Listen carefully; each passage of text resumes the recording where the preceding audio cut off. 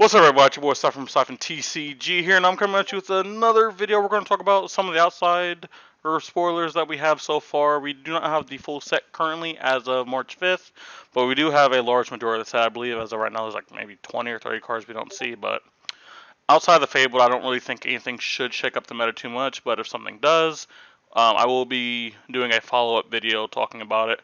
We do have a special guest, a returning guest, the absolute jabroni himself. Peyton Laufenberg, whatever his name is, dude. I don't know, dude. I don't like this guy. I'm a little frustrated, guys. Before I introduce him, let me just break something down to you real quick. When we got onto this call, he wasn't even like, "Hey, Siphon, how you doing?" or like didn't even say anything. He just immediately just started coming at me with like, I don't even know, just started insulting me personally as a person, and like made me feel like less of a person. So like I kind of want to talk about that. So like make sure you guys comment down below that like we don't that like how much you don't like Peyton and like how his opinions are horrible. Only listen to my opinions here because I'm of course always correct. But Peyton, how you doing, man? How you doing in all seriousness? Not too bad, not too bad. Very fun day of spoilers, Yeah. overthinking a lot of things, uh, rules, asking a lot of questions, the usual. So talk to me about like the 50-foot view to still face from Brendan. What do you think about like this set in general, just at face value? Are you liking the set so far? Do you think it's gonna be a powerful set, kind of a mid set? Like what are you thinking right now? Um, Power wise, I think that it is going to be a very complicated set. I don't think that one hero is just gonna dominate the meta straight coming out of the set at all. I think it'll take a little bit of time. It's not like one of those sets where like Starbo's in here. Um, but yeah, there's definitely some powerful cards, and there's definitely like one of the main tools. Like Azalea just got a bunch of tools that, and she was already, kind. I mean, I shouldn't say like already borderline top eight. It's Levi, but she was already like getting a lot of cards from different sets to try to make her good. Like Dynasty had a lot of these aim counters, and now she's gonna get more of this, and now they're gonna get quivers. And this is the first time those are entering the game, so it's definitely interesting. Yeah, definitely. So what we're gonna do is we're gonna start off with just talking about all the heroes, just kind of like at face value, what we think they're gonna possibly do in CC and limited. Obviously, we just don't know enough. We don't even have the full set. We don't know how everything's gonna mix in. But this is just a first like speculation kind of thing, and just what do we kind of think. So just kind of follow along. All right, so Peyton, talk to me about Zuri. For so people don't know what a Zuri is, I'll kind of explain what Zuri if you just listen to this audio wise. Azuri Switchblade is an assassin hero with the common forward select 40 life. And reads, once per turn, attack reaction, and banish a card from your hand face down as a cost. Then, turn the card banished this way face up. If it is an attack action card with cost 2 or less, put the target attacking card with stealth from the active chain link on the bottom of its owner's deck. Then, put the banished card onto the active chain link. So basically, it's ninjutsu if you guys have played Magic. Long story short, you have a card with stealth that you're attacking with. As a reaction, you can switch it with any card in your hand, but if it's an attack action card that costs 2 or less, like example like a CNC or something, you put the stealth card on the bottom of your deck, you put the CNC on the chain link, and now CNC is attacking. But it's in attack reactions, if that makes sense. So, what are your first impressions of this card? It's very interesting. Gives me kind of like Dorinthia type vibes. You're always wondering what's coming. Am I overblocking? Um, am I just gonna take this hit? Is there gonna be an effect after hit? Or are they gonna switch it out on me? Or are they gonna? You never know what's actually coming, and then they get to cheat in this little value of because it's being banished and you can play it. It's a replacement type, so you're not actually having to pay its cost. So if it has any additional costs, I know some people were talking about like E Strike, but I think that would be a very, very bad card to use because of the fact that like it's a two cards for the same thing, but without the effect of E Strike itself. If you get what I'm saying, Are you talking about it would just be are an you talking about extra two ninjutsuing damage. in E Strike or starting off with E Strike? Uh, See now E Strike would be different if you didn't ninjutsu in. It's a little Oh, tongue you're twister. talking about like people are saying ninjutsu it in. Yeah. Oh, They're like, okay, oh, yeah. you could play Ravenous Rabble but you have to keep in mind Ravenous Rabble would cost 2 cards because you do have to play that stealth card in front of it. Mhm. So you know what I mean? 2 card 5 is that good? No, not really. 2 card 5 go again, kind of like it kind of has a place, like a little niche spot.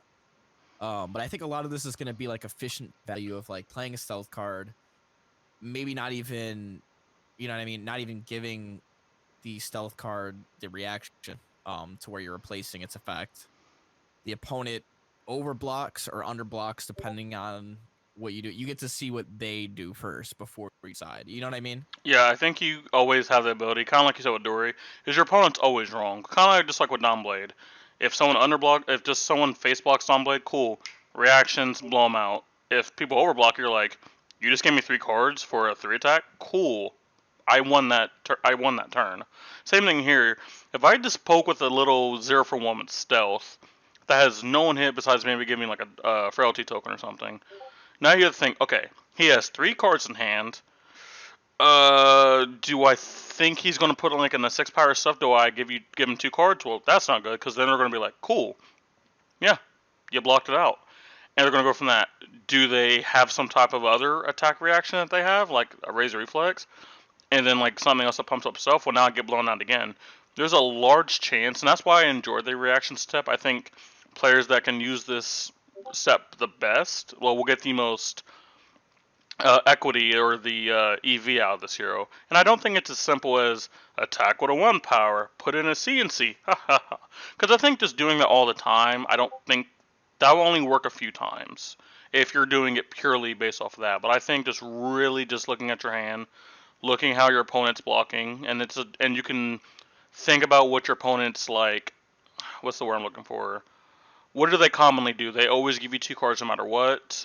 Do they always give you 1 card? Then you can start building off of that and really just getting the best value of Azuri.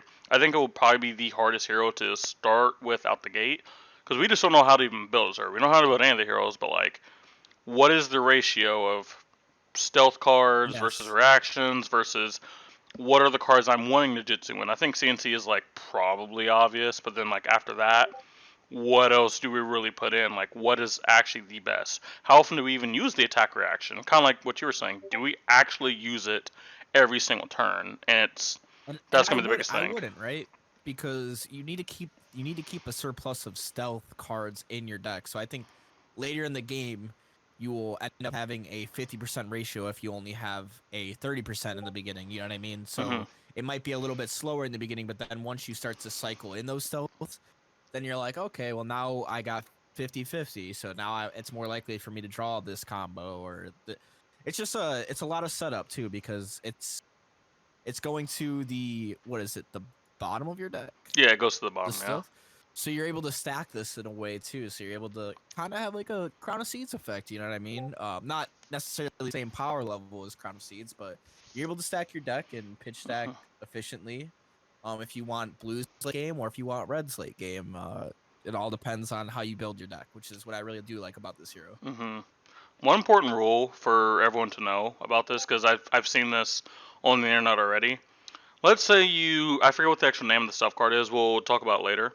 But one that has like dominate or says defense reactions can't be played on this chain link. If you then remove that from the chain link and put something else in there, that effect is no longer there because that is not the active Yes. card on the chain link. So please don't bait yourself into going like, I have dominate and then I put a different card. They can't block. No. That card, that chain link has dominate, but then you are removing that and replacing it with something different. So Yep. please guys, don't bait yourselves into that. I can And already see it happening multiple times. So for people yeah. confused about it, the reason why the dominate's there is so you can't overblock it before you switch it out, if that makes sense. Mhm. Like a lot of times people will want to like, let's say it's a 3 coming in, but they know you have a CNC in hand or something, or they suspect it and they try to block with 2 cards. It prevents something like that. Whereas they'll still be able to play reactions to it if you switch it out. But it stops the overblocking aspect. Yeah, one thing you guys can do if you do suspect it is something like a CNC, but they haven't like put it on the chain link yet for the nominee. you can respond to their reaction that they do with a defense reaction. You have a large chance of it not mattering and you just losing out on EV. But if you do think they are trying to do something like that, they can be like activate a Zuri, you can be like in response, put like a sync blow on the stack, and then hope to God it actually mattered. But again, I do think a large part of the time, if they see you do something like that, they'll probably get street tough by it the first time, but the second time they never will. So what Well, do you yeah, I think? think too. Yeah. If you do play that sync below or whatever, do you think that they would actually play the CNC, or do you think Well, that as a cost, you do have to banish a card from your hand. So like if they wanted to put the CNC as a reaction, they must banish the CNC. So then priority now gets passed back because you've already done all the cost. I just don't oh think yeah, that's a no, yeah, helpful. that's actually I just don't think that's a really winning strategy to be like, I think my opponent's probably going to do something like that. Let's respond with a direct now. And I'm just like, yeah, you tell me how many times that works out for you. Eventually, they're going to be like, oh, cool, dude, it was just another, like, random ass attack. I was just trying to get the sync blow out of you. Because, like, now you don't have it for late game. But, what do you think about Azuri, like, in a limited environment? Just, like, at a surface level. Do you think she'll be pretty good in limited? Because we have, what, Azuri, Baby Arachne, which we'll get into later, Katsu, Benji, Riptide, Azalea. Did I miss anything? Any hero? I think it's all 6 heroes.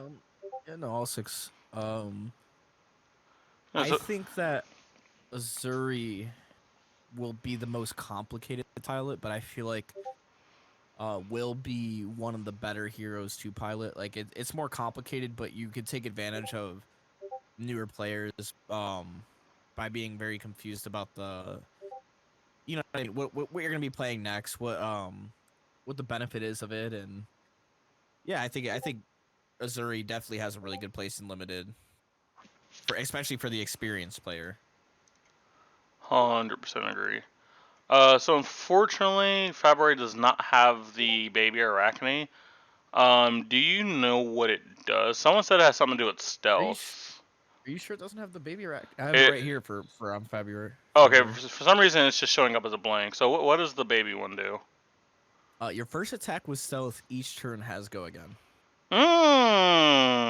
That's not bad. So this is where I expect the newer players and the players.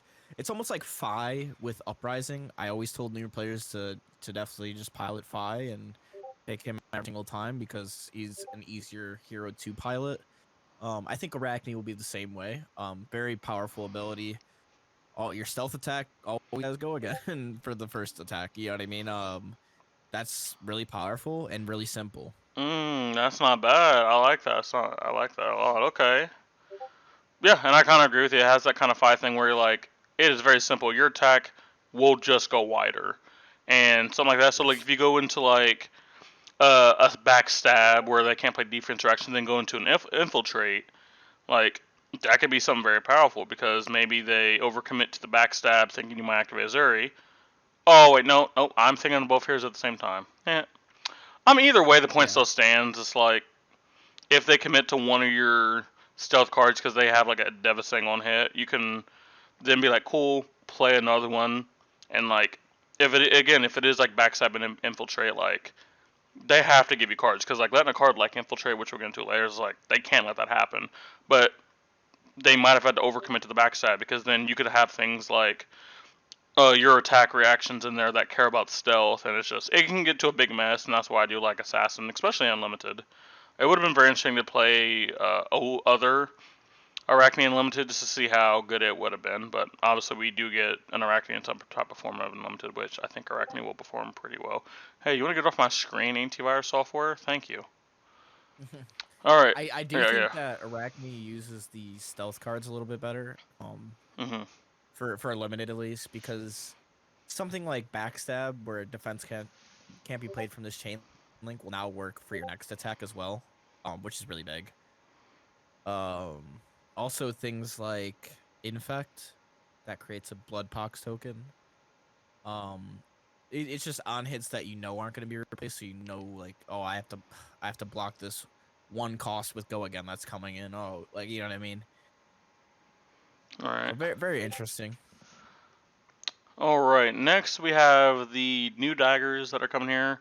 I'll kind of explain them all because they all do a very similar thing. They're pretty much all Spider's Bite, but attacking a different thing. We have Nerve Scalpel, which cares about reactions. We have Audible class, which cares about non-attacks, and we have Scale Peeler, which cares about equipment. Me personally, I am still not a fan of any of these cards. It obviously is very contextual. Like if you do go against like a deck that is like Wizard and like you just have all these and they have pretty much all non-attacks. Well, now Orbital Cast actually does something because like when you're playing Spider's Bite into like a Kano, they're like, cool. I don't have any attacks or Spider Bite does nothing, and they can still just block your card. But now you have a way that like you can stop something like that. You can even play a Spider's Bite and an Orbital Cast. You can play a Scale Pillar Orbital Cast. You can play Nerve Scalpel Scale Pillar, and like you can have these really interesting combinations. I still do I think think on rate. I don't like them, but what do you think about them? I think that the best part about this is like they are all sideboard cards. I don't think you run two of any of these. I think you just run one, one, one, and then you replace them. Like you put them in a way where the hero, like let's say you're facing Kano, right? Yes, you only have one Orbital class or whatever. Um, but you could have a nerve scalpel, so they can't play um reactions. This, you know what I mean? Like just like the little things, you're only ever attacking with one dagger normally, and then you're attacking it with another attack. So I think having one of each daggers so that you can sideboard it per different hero Hmm. is super interesting.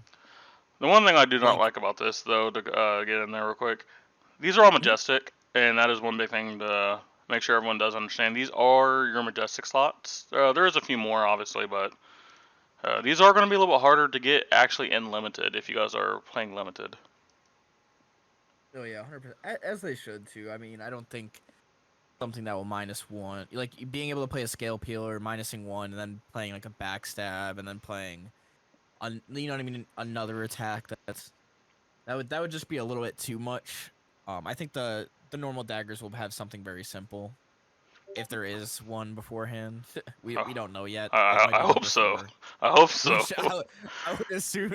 That's what I'm saying. I would assume that they would get another weapon token slot, but The only thing I can think of is it's like, well, no, because I was thinking like in Dynasty there was an assassin slot, so you're guaranteed to get more assassin stuff. I'm like, that was something else. This is a draftable set. I don't know. There has to be like a token weapon. Like they have to have mhm, Spider's Bites in there. There's just no way, right? Like yeah. let's like if you just like if you're playing sealed, you'll probably have one of these.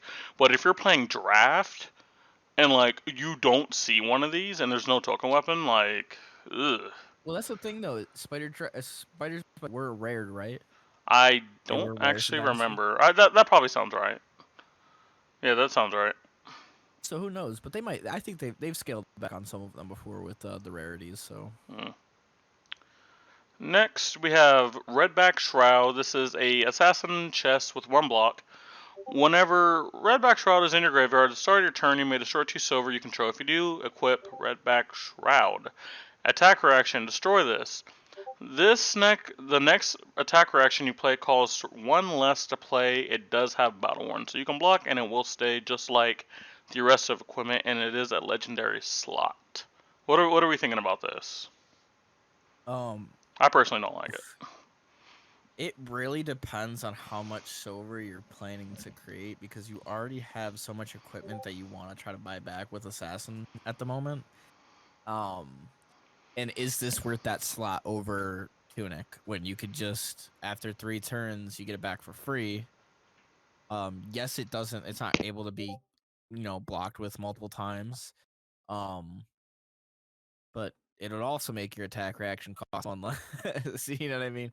It is a little bit more hidden and subtle, like it's always there to break when you have the pummel Hmm. or when you have the reaction. Whereas the tunic, like once you get the 3 and you have one floating, you're like, like is Redback Shroud like whenever you get one floating, are they just gonna think that you have it? I don't think so. But so tunic's a little bit more readable, but I don't think that Redback Shroud really replaces it. If I had to give it like a number on a scale to 10, I'd probably give it like a 6, Yeah, 5 I maybe. can get down with that. Yeah, I think in just like if you have the full assassin equipment suite, it's just like, let's say you have 2 silver, what are you getting back? And I think your probably highest priority would be your boots, because your boots Yep. help you just go wider. And then it's like after that, it's just like, what do you get next? Now I think like a hero like Arachne, like OG Arachne, could Yeah. probably use this because actually produce silver. But like Azuri, we don't know how much silver you're making because you're going to want stealth cards to interact with her ability. You're probably not playing a lot of contract cards, which means you're probably not getting a lot of silver. So how many times can you riskily use this? Is it maybe just like I need it for this one point, kind of like how people are using like Blossom of Spring and stuff? Like I just need it this one time, and that's all that matters. Is like, is that what the spot that this puts in? I don't know, and I don't like my legendary to be something like that, but we'll have to see. Obviously, time will tell. Yeah, I think it's all how you build your deck too. It's gonna really depend on that for sure. All right, we have Infiltrate. This is a red card. It only comes in red. Has stealth. Comes in for 3, blocks for 3. Costs 0. Has stealth. Whenever this hits a hero, banish the top card of their deck. You may play to the end of your next turn. So can you tell me why they just printed Ragavan in Flesh and Blood? What's going on here? Yeah, this is What's, wow. what's going on here? There's a lot of role questions that I definitely have about the card. Um like you know what I mean? Can you play it if it's a guardian attack? You know what I mean? True. So that yeah, I won't really comment on it too much because if it's that powerful to where you could play like I don't know any like card from their deck, I mean, can you play? I mean, you're not gonna have Ash, so you're not gonna be able to play like dragons. Yeah, it's a super interesting one, right? Because what if it's like a Blood Rush Bellow or it really weird interactions. But I'm sure that it's just for comments. Dude, hear me out. You hit this against a Reinar, you manage a reckless swing, and they're at 2, and they're just like, well, I guess I get time walked here. I didn't even think about that defense actions too. Oh, that was the first thing I thought Sigils. of. Like, you just getting to play like a D-Rack for free. Like, imagine like you banish the sink below. Art of That's War. oh god, oh god. Like I don't know. Yeah, that's. I mean, are they gonna let it hit? No, but are you gonna buff it? Yes. Yeah, You know what I it's like mean? the snatch And this is thing. one of those ones that this stays a continuous threat. This is why I really like this, is because if you switch it out, it's still in your deck and it's still coming at some point. You know what I mean? Yeah, they're gonna have to deal with this card at some point, either like blocking it when you have the possibility of reactions, and if they overblock it, you're like, cool, put it on my deck. It'll see you again in a few turns. This is one of those cards where you're gonna want to attack with something that will make equipment -1 or anything, like, because this is gonna be your equipment is gonna be used right here on this infiltrate every single time. I know this is a competitive Flesh and Blood channel, but mommy milkers. All right, next card. Shakedown. This is a red 2 cost. This is an Azuri specialization. This comes in for 6, so it is a popper RP Drumeye, and blocks for 3. If you have played or activated an attack reaction, this chain link, which is very likely, Shakedown now has, when this hits a hero, choose red, yellow, or blue. They reveal their hand, and you banish a card of the chosen color. This is a Thoughtseize on a stick. It's actually, what is the dragon that does this? Dominion. Dominia. So like, yeah, it's a little bit worse because you have to choose color. So against, like, let's say you're against like a red, like you think you're going against like a red line Dromai, and they happen to be like a more mid-range build that might have like a few extra blues, and they get like a weird hand that only has like 1 red, and it's not good. Like, I'm talking about a very unique scenario, but like these scenarios could come up. Or like you're against like a Control Dash. Control Dash has largely blues. And then you say red, thinking it's an Aggro Dash. Well, you have a large chance of getting nothing. Now, with that all being said, it is still, you still get to look at their hand. Like, if it just said, if this hits, look at their hand, that is still fantastic. I'm still And down with this is all that. based on info though too, right? So like if it's an Oldhim, you're probably gonna say blue because you know he's gonna have a blue. If it's a Dromai, you're gonna say red. Yep. Um, it's just how much you know the decks. You're probably very rarely gonna say yellow unless a Prism esque hero comes in again with Luminaris, but I don't think that'll happen. So I think it's gonna be mainly red and blue. Eh. Now, I guess with Riptide, there's a lot of traps that are yellow, so maybe you'd say yellow. And the worst thing is, you can pummel the shit. Yep. So when you want it to hit, it will hit. Either you ninjutsu it in, or you pummel it. And I And the hate best this part game. is too, is whenever you've activated an attack reaction, your attack reaction could be as simple as just breaking your boots. Yeah. It doesn't have to be your hero ability, although it more likely will be. And another thing is, you can put this on the chain, and before, like, it would, like... So specifically... actually, hold on, I gotta remember, like, timing in this game. I'm trying to remember, like, if you put this in with the Zuri... Actually, no, because you already played Zuri. Never mind. Well, what I was gonna say is, like, if, like, let's say you hypothetically, like, used a reaction on something else, for some reason, like, this is like, your next chain link. Oh, actually, oh, no, it says this chain link.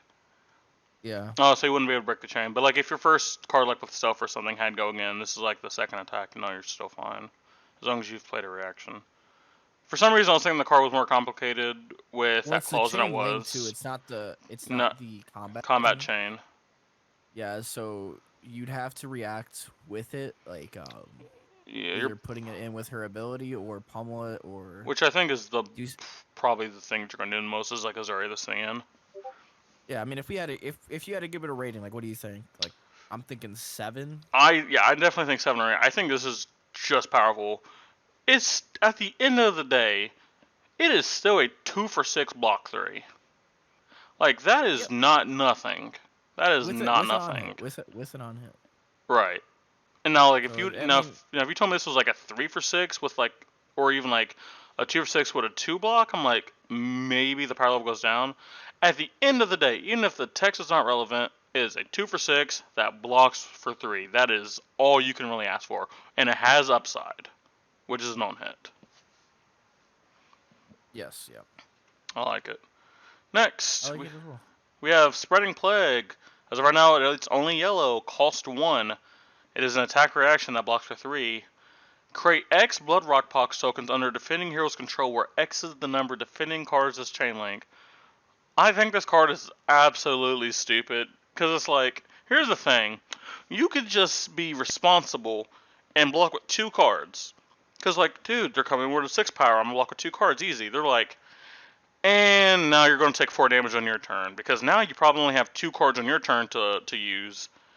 And it's like, either you use those cards to pay for the damage, which you're probably not going to do, or you take 4. There is like, this card is literally nothing but upside. And it's a block 3 and if for some odd reason, they don't block with anything, and you still have it on your turn, you can just block with it, and it's a good card to block with. It's not a block 2. So you can stop a lot of stuff with this. I think this card's nuts. I have a little bit of a different opinion. I think that because it cost 1, so you're saying it's practically like, in that case scenario, if they do block with 2 cards, it's a 1 for 4. That's if they don't prevent it with a blue, which obviously they probably won't if they're blocking.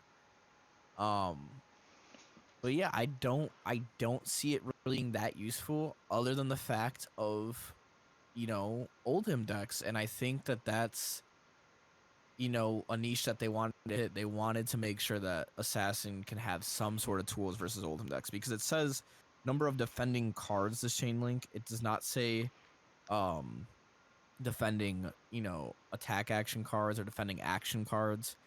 So I'm almost positive that this will work with the Rampart. Yes. It is a defending equipment card as well. So you defend with Rampart and a card, and then their next attack, it somehow has go again or anything like that. Their next attack will then also block with like around 2 cards to 1 card. So you're thinking about 3, 1. You know what I mean? So it's mainly for those decks that are just trying to block you out and stall you out. It's kind of like that, hey, I got tools too. If I had to rank it though, like power level wise, I'd probably only rank it like a 5.5 or like a 6 No, I think this because card's it has such nuts. an yeah, I think it just has such a niche market to hit. It is really good at the end of the game though, when you're blocking out and you have to like block out to save your life. That's where it can come in pretty clutch too. Hmm. So like the But first yeah, thing I thought. Oh, go ahead. Sorry. I just don't think it's good into like as much as like shakedown or infiltrate would be into every hero. So like the way I looked at this, right, is I did the number game that like people like you add everything up. So if they were to just defend with 2 cards, and like I do think a lot of times, especially if you do have Tunic, you'll have the mana. But a lot of stuff in this set costs like 1 and 2, so I think you'll have the floating mana. So if they just block with 2 cards and then they don't pay and they take 4 damage. So you start with the 2 up top. That's 2. We'll pretty much call it a 4 attack. It makes it 6. It blocks for 3. It's 9. -1. It's 8. It's on the card's on rate, and it's also damage that you're doing without actually removing cards on your hand. Like the turn that it happens, it is very passive damage, and it could cause some people, depending on the state of the game, to actually use less resources because like, well, it's very late. Every single damage counts. I'm at like 6. I probably can't go to 4 because I can just get blown up by another different attack reaction. I might have to sack a blue. And if you're against like a red heavy deck, there's no way they're paying for the Bloodrock box. So that's just Yeah. a free 4 damage, and it could allow you to maybe overblock on your turn because you were able to still do some form of damage. I do see where you're getting at with this, because like where this card could suck is against aggro when they just don't block you at all, and then you're just And that's what like, I'm saying. yeah, Then it's just a dead card in hand, and you're like, oh, well, then you could just block with it. Well, what happens when you draw like 2 of these in your hand when you're facing? You know what I mean? Like I always think about that. Like if I have 2 of the cards, I should have to be able to use it. And like this isn't something that can be, um, it's not a replaceable effect, so it's not good. I wouldn't say it's good in Azuri. I would say this probably mainly is used in Arachne because of the mm-hmm. fact that you're able to go a little bit wider. But yeah, I don't know. It's definitely a good card versus decks that are trying to fatigue you, which I think is what they're trying to help with. Yeah, 100% agree with that though. Yeah, yeah. We have our first rainbow card. It's a rare. Backstab. It's a red, yellow, blue. It is going to be 3-2-1 when it comes to the attack power. All of them are block 3. Has stealth, and the big thing with stealth, you've heard us refer to it. Stealth in and of itself does not do anything. There are just cards that interact with stuff, as you guys have heard us refer to. But the stealth keyword by itself does nothing. This has stealth. It says defense reactions cannot be played on Backstab's chain link. I think this card's pretty solid. I mean, it's a 0/3, which is not really on rate, and the stealth by itself, again, doesn't do anything. But you're going to build your deck around being able to abuse stealth. So I don't think that it just being a 0/3 is... It's not always going to be a 0/3. It's probably going to be higher than that. I don't know if we want to think of the card like that, because there's no guarantees in this world. You could just draw 4 attack action cards that all have stealth, and then stealth definitely doesn't mean anything. But like, I think the likelihood of that happening is not super high. But like, what do you think about the card? I think the card's honestly solid. Yeah, I think the card's pretty solid. I mean, if there's some way to give it go again, like let's say you have a razor or something of that nature, it's kind of like a surprise. Like, okay, now you can't play defense reactions to my actual card.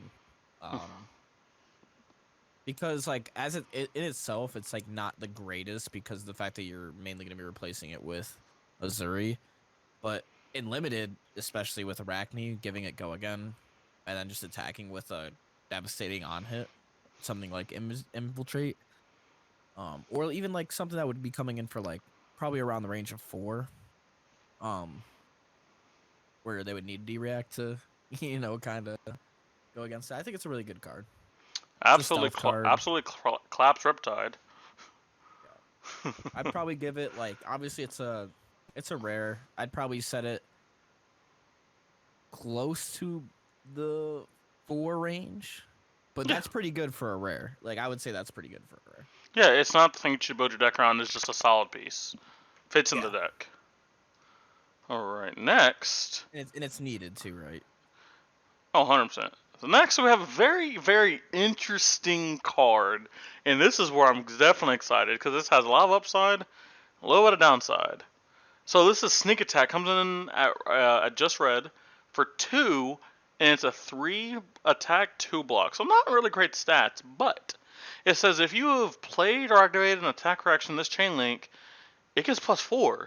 So now it's a 2 cost 7, which is pretty good. But it still has a downside of obviously costing 2, blocking for 3, and if you don't fulfill Follow the Clause, it is just a horrible card, like through and through. Yeah. But I think you're gonna be able to fulfill this clause more often than not with how you build your deck. What do you think about this? Yeah, I think this is definitely like an Azuri card, just to guarantee it.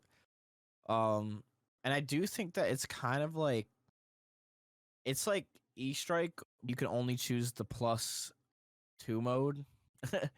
Like you know what I mean? Like it's like I don't know. It's are you gonna pummel it? Are you gonna pitch a blue and Tunic and pummel it, Oh and then god, I just didn't give think it? about Pummel.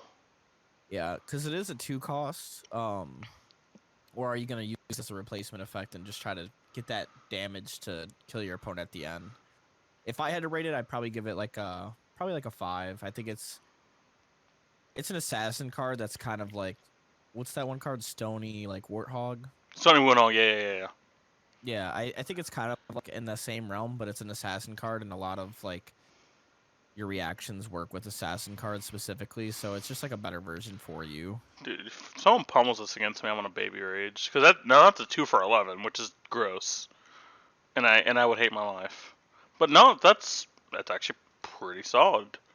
I Yeah. was thinking of this card as like meh, like yeah, you can fulfill all the clause, but like in the case that you don't, it is horrible. Cause like if it was at least a block 3, I would give it a little more value. Like me personally, I probably rate it like out of 4 or 5. Like it fits, it probably goes in your deck just because you can't fulfill the clause, but like there are times where you're not gonna be able to, and it just kind of sucks. But I do agree with you. It does have a lot of Well, the upside. worst part is too is like this would be a perfect card for Belittle. But Oh no! Don't you ever bring up that card, that disgusting card again, dude. I'm just saying it would.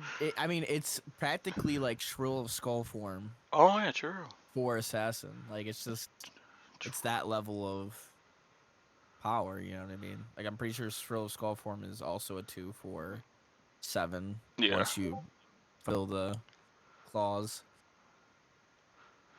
All right, we have our spikes. We have Spike with Blood Rot, Spike with Frailty, Spike with Inertia. Before actually going with these cards, let me actually explain what these are because we've also explained the tokens. We've talked about tokens, but not really explained it.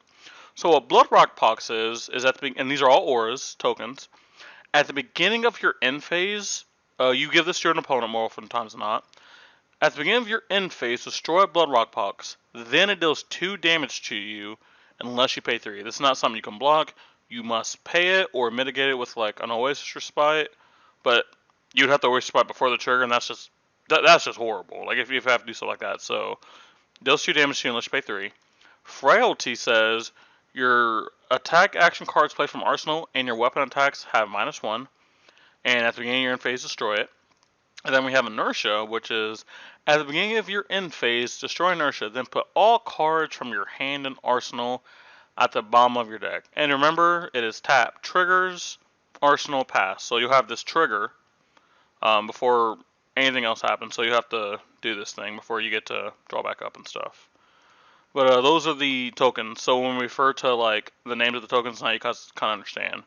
So we have Spike with Blood Rot, Spike with Inertia, Spike with Frailty. And what all of them do is their 1 cost red attack reactions that block 3. And they all say target attack with stealth gets +3. And if it hits, you get the corresponding token. So for example, what I have on the screen, they would get a Blood Rot Pox if this hit. So +3, Blood Rot Pox. How are you liking these cards? I think they're solid. I don't think they're like wowing me, but I definitely think they're solid. I mean, yeah, I think this is pretty big because, I mean, it's like that. Like I said, it's like that mind game. Like Are they going to replace? Are they going to do this? I mean, can you just imagine if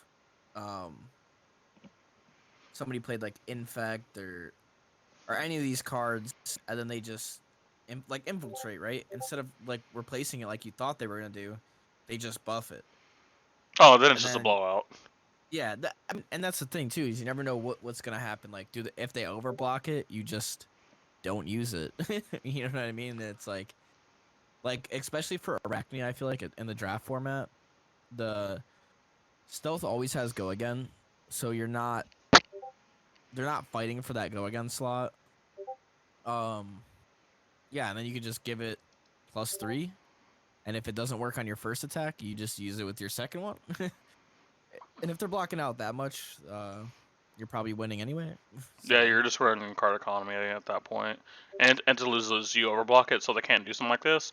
Cool, you use 2 cards to my 1. Eventually, I just win this. Cool, you just regular block it. Boom, I pump it up. I can get there.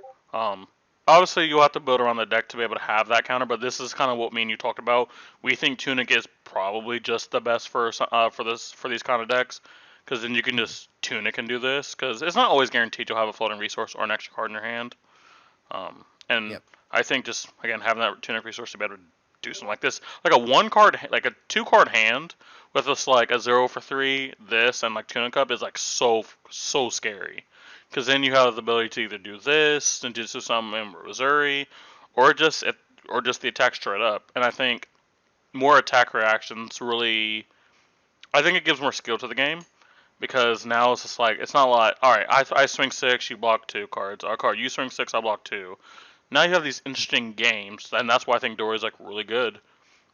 It's just because like you always get to play this game with your opponent. Like, will I? Won't I? How are you gonna block? That depends what I do next. It's like I'm always trying to make you wrong, and I do like cards like this. I think it's not overly like impressive, but I think its purpose in the deck, it's gonna be pretty good.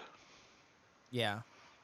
And I noticed that like all of these, you'll notice that all of the ones that have the token effects will also have that little symbol that makes each token. So like the Blood Route one, for instance, has a different symbol than the Fatality one, and the Inertia one in the text box. So all the cards that have these tokens on hits will have that in the text box, so it makes it a little bit more clear to you. Mhm. But yeah, I think this is definitely a really strong card. If I had to rank it, I'd probably give it like a 6.5 Yeah, I think for its respect. I can give this a 6. Yeah, I just kind of just continuously thinking about it. Yeah, I like that. All right, we have Infect. This is another red 0. This is rainbow, but I'm just gonna talk about the red. It's a 0 cost. Comes in for 3, blocks for 3, pretty good. Has stealth, and if it hits, create a Blood Rock Pock. I mean, just solid. Like, these effects are solid. Their downside of only coming in for 3, 2, and 1 get made up by they have a really good on hit, which deals an extra 2 damage if they don't Yep. pay for it. So either you get Also, another you gotta card think or that. Yeah. with the Spider's Bites, they're gonna have -1 defense on some, like the daggers and stuff. They're gonna have -1 defense True. on whatever token you're targeting. So 3 isn't the worst.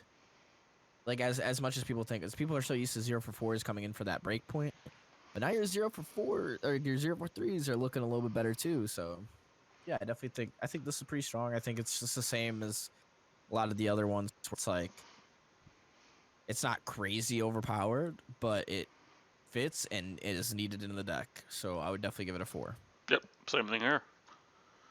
Next, we have Isolate. Another 0 for 3 with Stealth. This one has Dominate. Just Stealth and Dominate. This one I'd probably give a 3 just based on the fact that the on hit isn't like there's no on hit.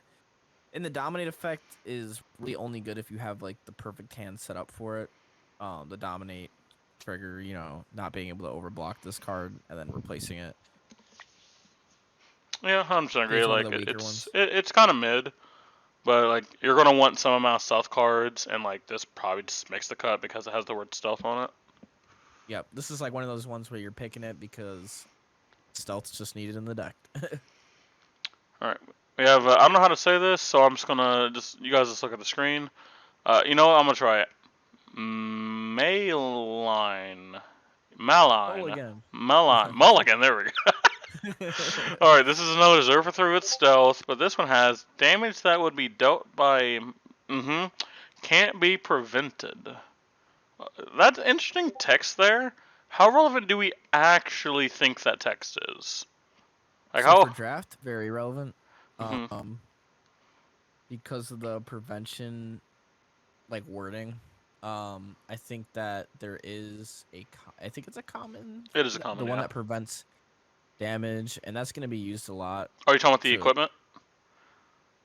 No, the Team Covenant promo. Oh yeah. Peace of mind, yeah. So that definitely can have an effect, and then you can partner it up with something like the spike with Blood Rot, where it's like, okay, well, now I did it in reaction step, and you can't use that instant to prevent the damage. So it could definitely be useful. It's better than Isolate. True. I still think it's one of those ones where it's like, it's including it in the deck. Probably 4. Yeah, I think 4's fair. Like it just kind of that like, it fits in the deck. It has its purpose. Not too impressive. Not too bad. All right, next we have Prowl. We have another 0 for 3. It's gonna be a common theme for this deck. The next tech with stealth you play, this combat chain gets +1. So I think the effect's pretty solid, but you're going to need Go Again, which I think fits more in Arachne than Uzuri. But if you can pull this off with Arachne, with Uzuri, it's gonna be pretty good. But again, Arachne and Limited that has this, gross. Yep. Like this is a common. I'm like, dude, I might pick one this in Limited if I'm going Arachne. Yeah, it's definitely more of like a limited based one. I would definitely probably do like 3.5 for this. It's a 0 for maybe 4 if you do have another stealth card in hand. That's the only thing is you need to that niche as well, which won't be too hard with the set. Next we have Sedate. This is the same thing as the other cycles. On hit, it creates its token. This is Inertia. And I'll go ahead and skip to Wither. Wither creates Frailty. Kind of the same thing for the rest of the ones that we said. It's just like, if you have the ability to hit, what is the value that the token that you're giving has against the hero? So like just giving it a rating at base is kind of hard.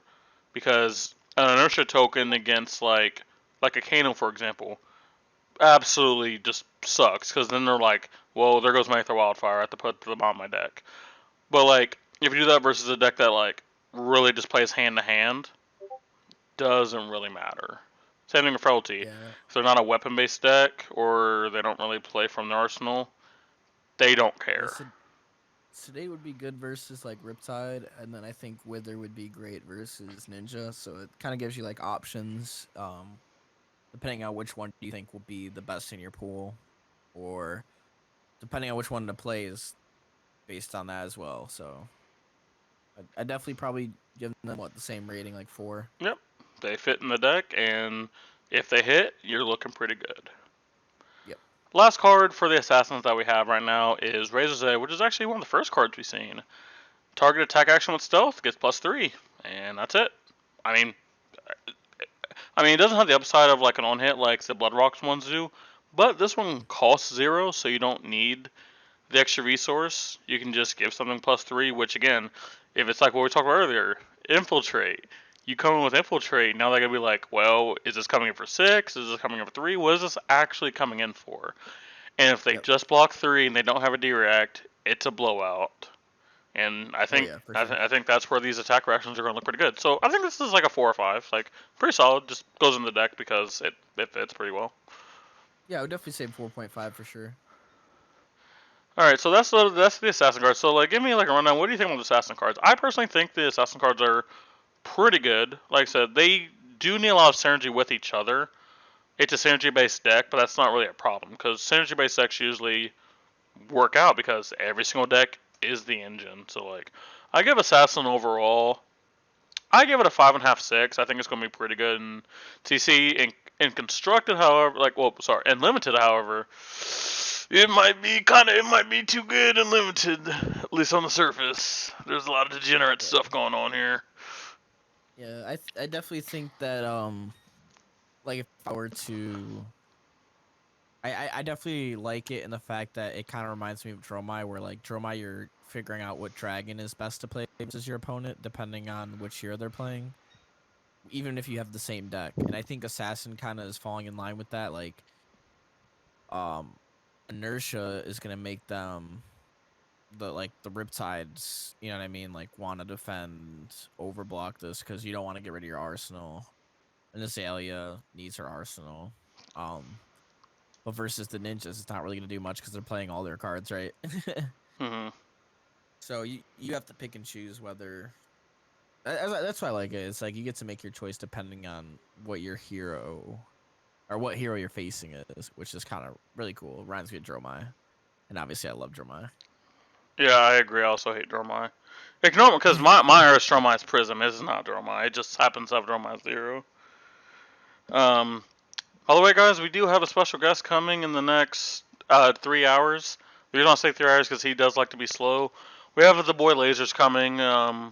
He has been featured on the channel before. Don't know his exact moment, but when he is here, he will join the call with his absolutely horrible opinion of that Dromai is a good hero.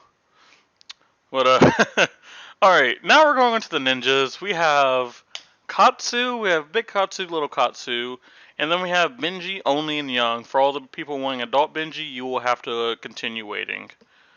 All right, so kind of talk to me about like Katsu and Benji just in general now, because Fi technically would be not. Yeah, Fi technically is a ninja, and there are just like regular ninja cards here, so like he's sort of included, but like none of these cards are made for him. But yeah, who knows? Yeah.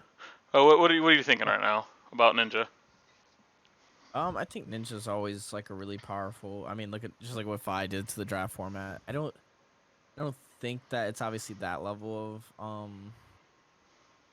power level, but I don't know. It's definitely interesting. I think Benji was the most interesting that I'm looking forward to see because I haven't really we've never seen him in a draft format. Katsu we have, and Katsu's been okay. But Benji 17 life, is it gonna work in draft? I don't know that ability is kind of nice. Like I think it's unlike Iroh, for example. I do think that that hero ability could translate to CC if we ever did see an adult Benji. I think, well, at least the top one. The bottom one is just like fine.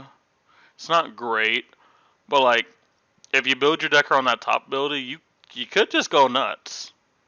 And I do think we do get a new Benji specialization. I don't know if it is in here. I do think it's pretty good. I am just looking. We do have it. Um, we'll talk about that later. But all right. For those who don't know what Katsu is, I will just formalities explain what they do. Katsu, 4 intellect, 40 health, just like normal. The first time an attack action card you control hits, you may discard a card with cost 0. If you do, search your deck for a card with combo banish it face up. Shuffle your deck. You may play it this turn. And then Benji reads.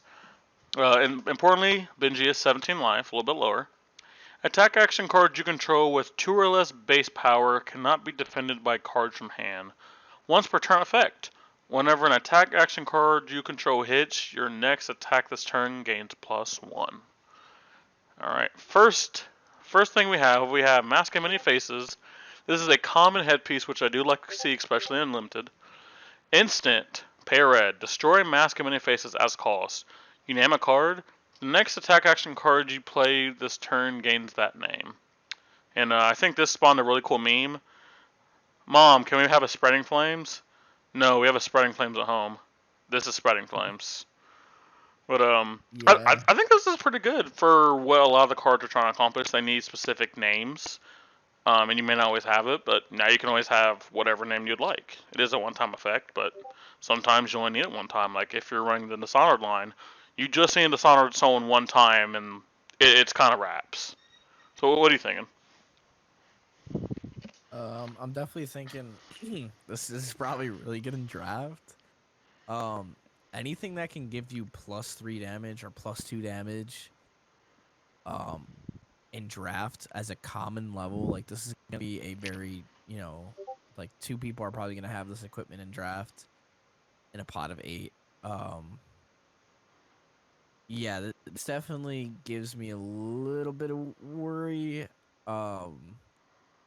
Just based on like, there's so many different cards now. Like, obviously, I haven't read every single card that's come up, but like, imagine giving a card an on hit and like +1 just because you cracked your mask. Like, it does cost 1, but it's that instant speed too. Um, don't know how much that helps it really, but the one thing I will say even before we get into this is like the Katsu and Benji is so cool for draft because of the fact that Benji, if you're drafting Benji, you kind of want to go for those blues and yellows that like a lot of times they're very useless in draft yellows. But I do think that like going for the blues is very, very convenient. You know what I mean? Where Katsu will be going for the reds and maybe a few blues, but it kind of keeps it balanced out, right? Yeah, I definitely think, especially just to hit it at home again, on limited environment, which, especially limited, you just need one good turn in limited, and you can probably just keep control of the game. I think it's really good. In CC, however, like it's really going to just depend on like whatever line you're using this for, like how much tempo does that give you? What exactly is it doing? Because like this is replacing pouncing links or mask momentum, which are very, very, very important cards. Like those cards translate into so much damage throughout the game, or in case of links, one big damage. Like it could be like if you get Assault the Wound, that mask just turned into 6 to 8 damage. Mask momentum throughout the whole entire game. Like if you hit it every single turn, you can call three value, and you can just get that over multiple turns. This is going to be super contextual, and I'm excited to see if this becomes actually playable in CC. I want to say, at least on the surface, probably not, just because how specific it is. But who knows? Yeah, I think some pet decks will have it for sure. All right, first card. This is a yellow 2 cost, 5 attack, 3 block. Cyclone Roundhouse. And look at this roundhouse. That's a mean kick right there. I'm not gonna lie. That probably blew my neck out. I'm gonna be real with you. This card does have combo. With combo, for people who are newer, combo pretty much means like there's a series of cards that all care about if you've played a previous card. For example, there's a combo line that is a leg tap, rising knee thrust, blackout kick, hurricane technique. Leg tap is a regular card. Uh, rising knee thrust cares if you've played leg tap. Blackout kick and hurricane technique care if you've played rising knee thrust, and they have additional effects if you have. For this one, if spinning will kick was the last attack played this combat chain, this card now has. At the beginning of the reaction step, banish a random defending card from each chain link. So, so do we just have a route on a stick? Is that what I'm hearing? Yeah, that's I the weirdest part is too is like for CC this could be an equipment, right? Because it just says card. Oh, you had to say defending card. Oh yeah, wow. So Rampart, Stalagmite, like you definitely got a lot of tech for Oldhim if you wanted it. Like this set is premium for that. Seems like that's what they were trying to target. A lot of. I don't know if he was a problem when they were creating this, but it definitely seems like it.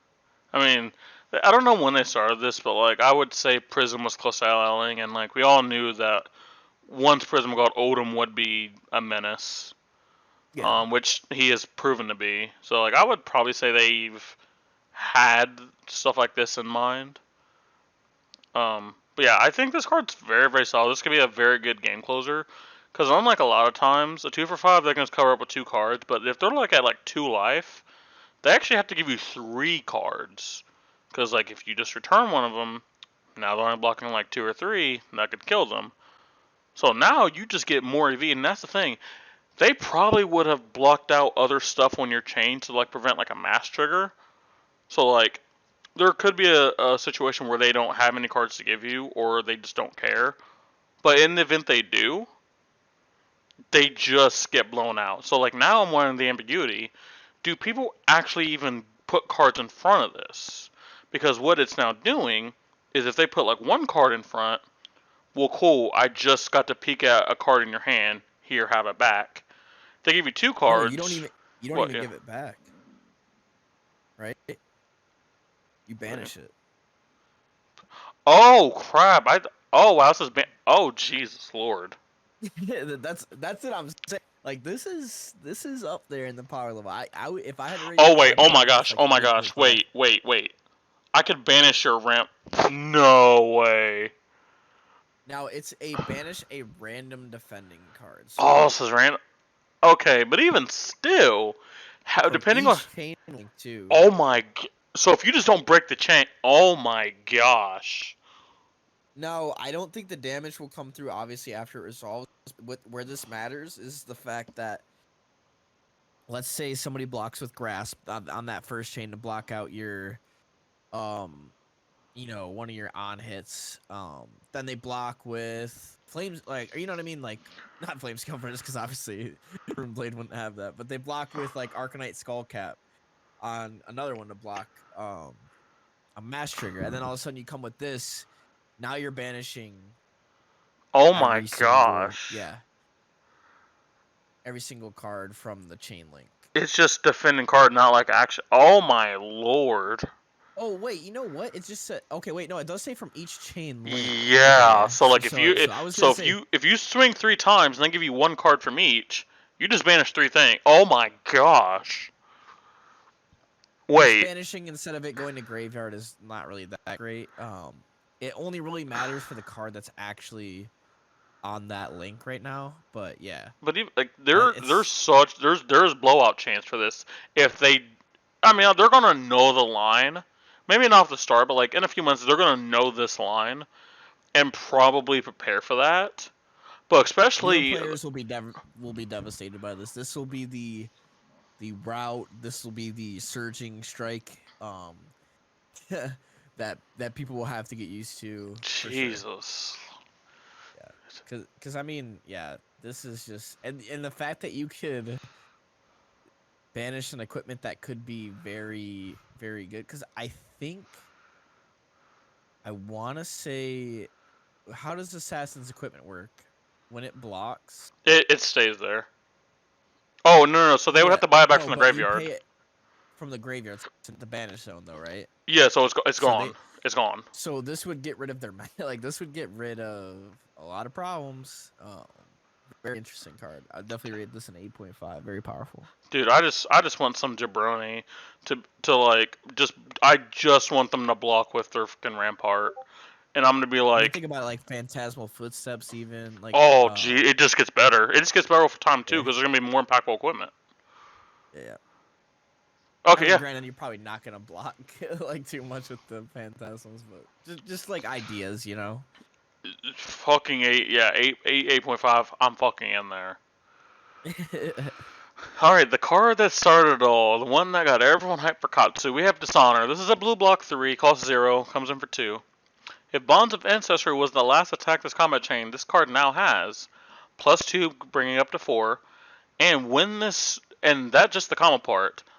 But as another text, when this hits a hero, if you control Surging Strike, Descent Gust Wave, and Bonds of Ancestry, all on the same link. It doesn't say that, but like pretty much all on the same link. That hero loses all abilities for the rest of the game. Let me put this in perspective for you guys if this was to hit. Dromine no longer creates Ash. Dromine no longer has Natural Gogan if they play a red card. Katsu cannot search.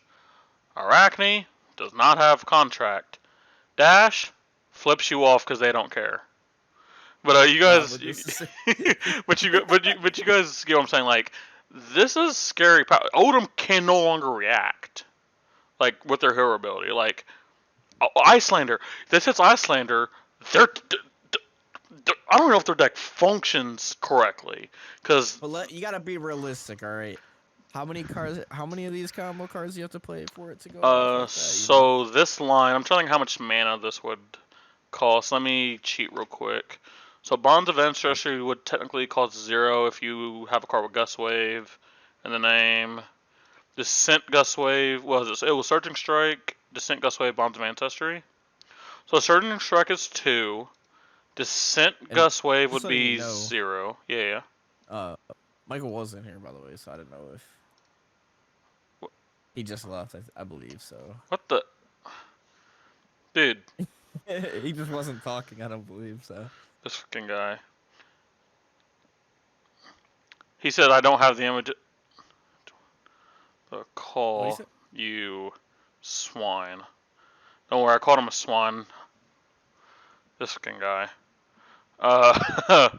Guys, see, I lost my fucking track. Okay, I was going through the line. So Surging Strike is 2, which is not in this set, but obviously you have ways to just give something that name. So then you would go into Descent Gust Wave, which would cost 0 and has natural go again. Then it would be Bonds of Ancestry, which would cost 0. Okay, so as long as you have 2 mana, but access to all these cards, which you have Katsu's ability, you have cards that give each other's name. You can probably pull this off more oftentimes than not. Than I initially thought.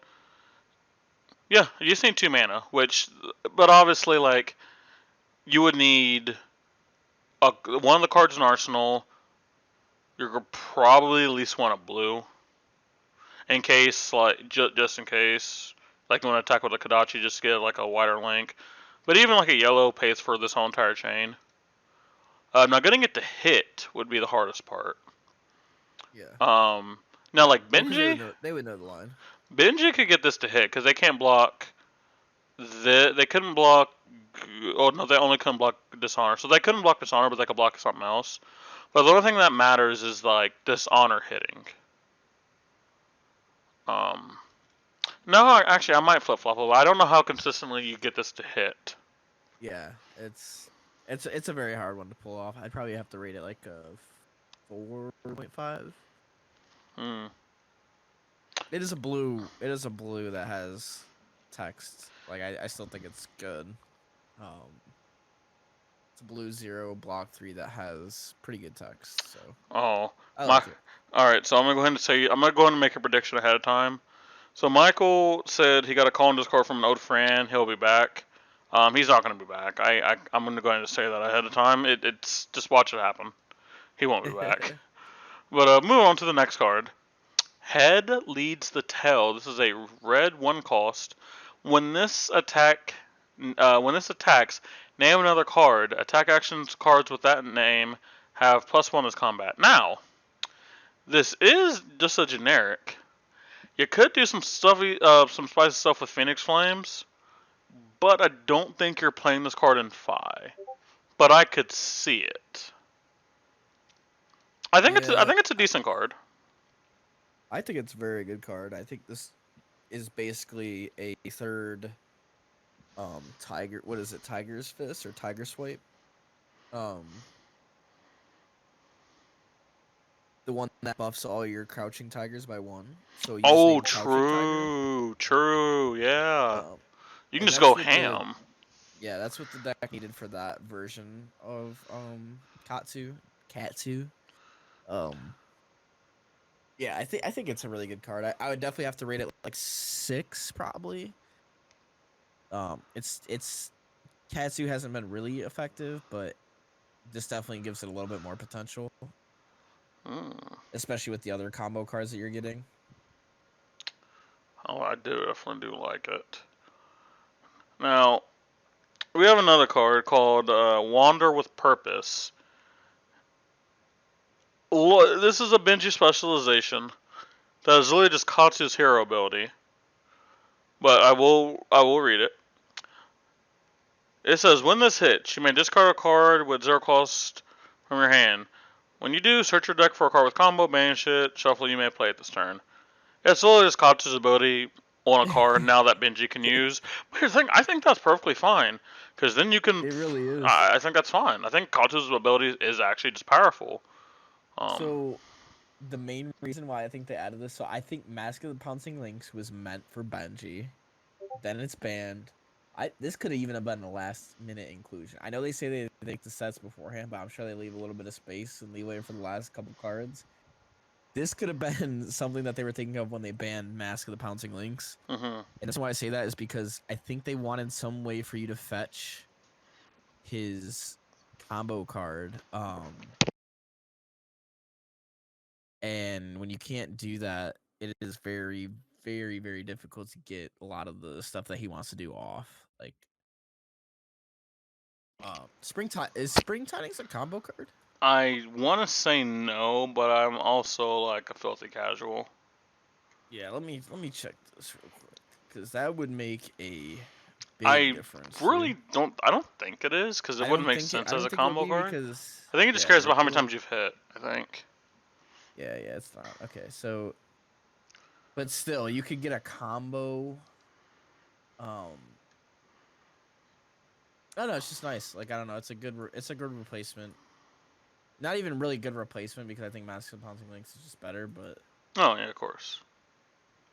But you can't it's play a that yellow one. 3 blow. Yeah, it's definitely okay. I'd probably give it like a 4.5. And the one thing that we haven't mentioned with some of these cards is at the end of the day they do turn on Kodachis. Because they cost 0. So like this yellow, it's either 2 damage or it's 2 damage. You just pick which one it is. That Or makes to sense. discard. Also discard For another Father. Wanderer. Also discard Father. Next we have Silverwind Shuriken. And yeah, I said it like that. Fight me. It is a blue, cost 0, ninja action shuriken item. It is a shuriken item. And this is, so it goes in the field. Attack reaction, you destroy this. Target attack action with combo against +1. So this is literally just, what's the arm piece? Breaking Scales? Yeah, Yes. it's literally just a Breaking Scales on the board. I don't hate it. Because, like, we know how powerful Breaking Scales is. People were trying to compare it to Potion of Strength and saying like, "Oh, we have Potion of Strength at home." This is very different because you get to hold it. It is knowledge that you like Potion of Strength you have to crack beforehand, and now it's knowledge of what damage you have to come in after. This is fully a surprise because of the fact that you can do it whenever. You like your opponent blocks 6 on a card that attacks for 4 because they're nervous that you're gonna Breaking Scales and Shuriken it, and then you just let the turn pass.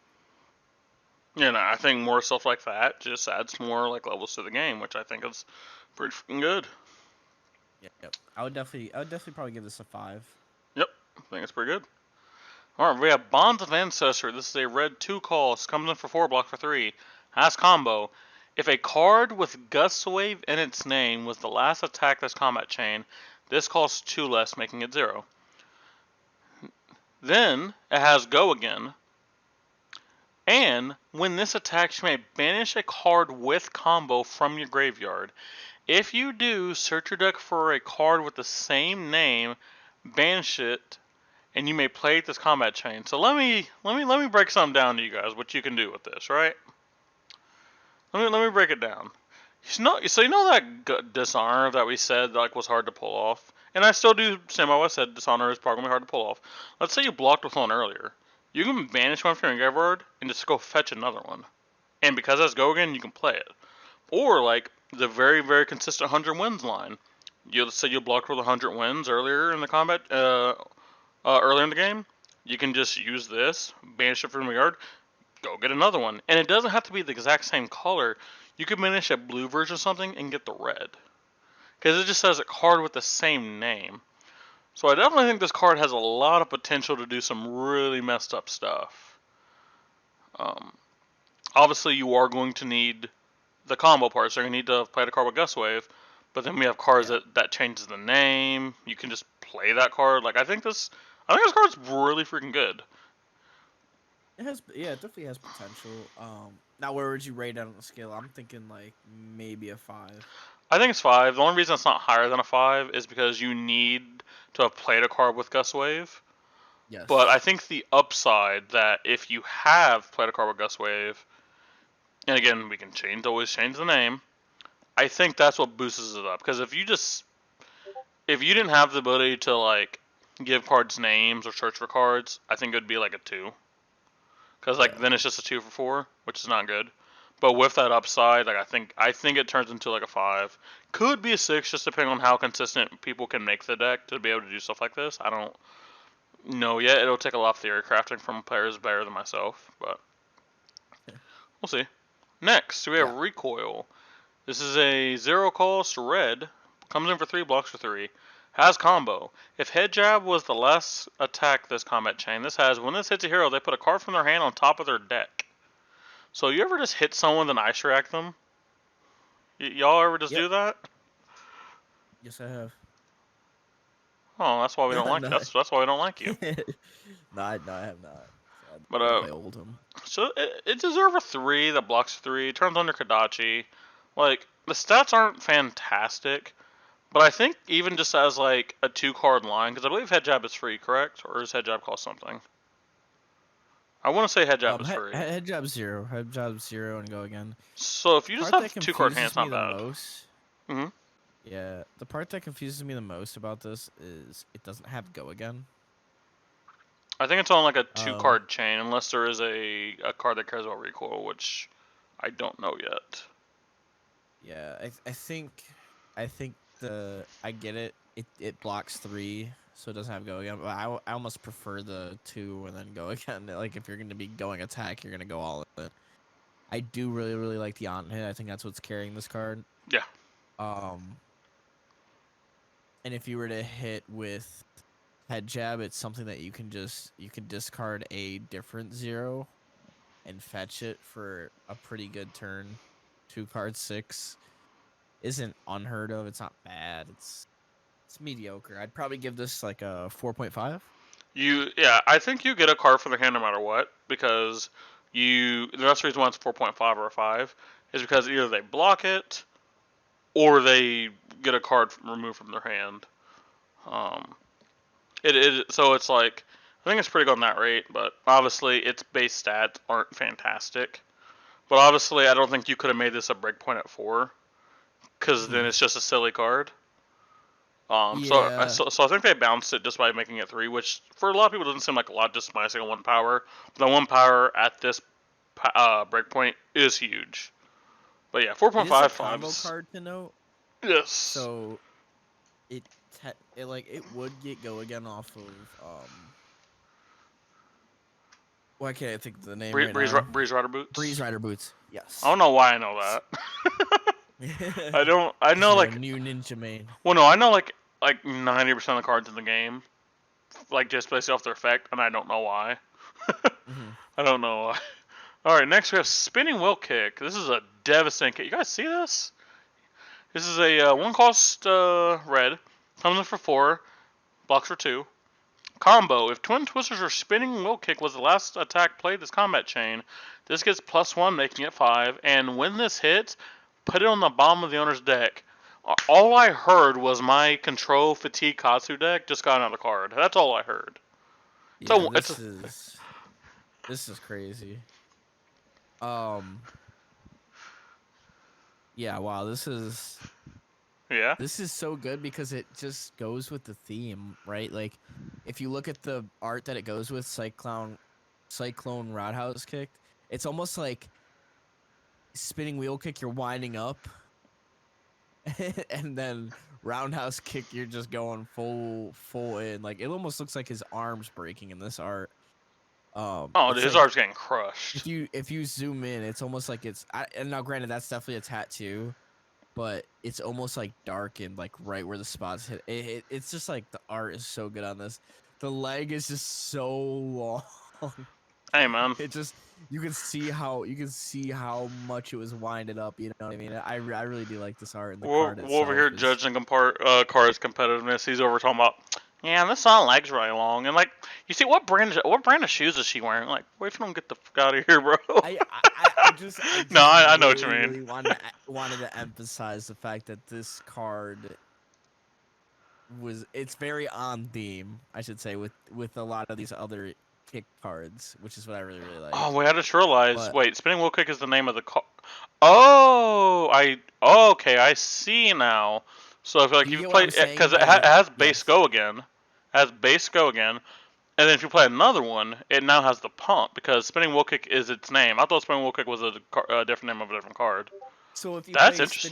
spinning wheel kick into a roundhouse kick, like you know what I mean, like you're That's kind you're of lining up. nuts. Yeah, it's kind of yeah, it's just a funny line, and especially because each one of them that hits will go to the bottom of the deck. So now, granted, Sheesh. that doesn't break the chain for that card, so you'd have to try to keep No. that.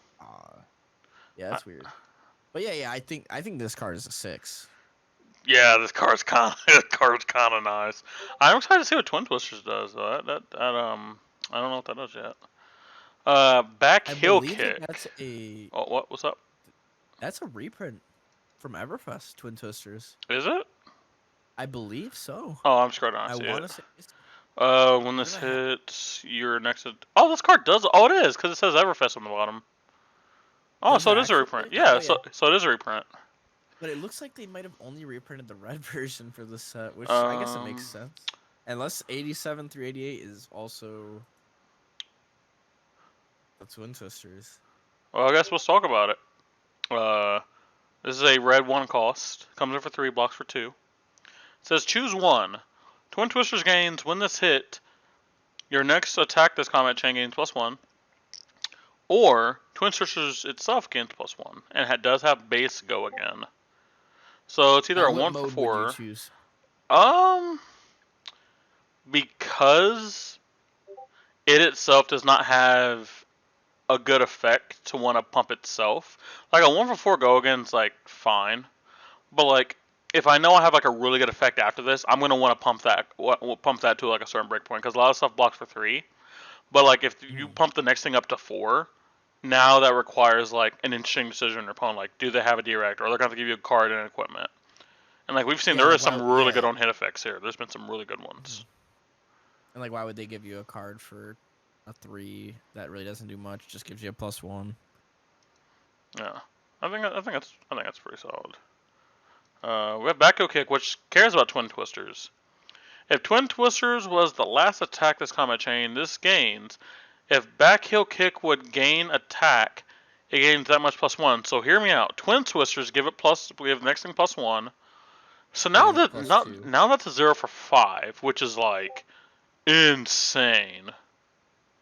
Now it doesn't have go again, but even still, you can react to it with something like, I don't know, Silverwind Shuriken to give it +2 and reaction stuff. oh, true.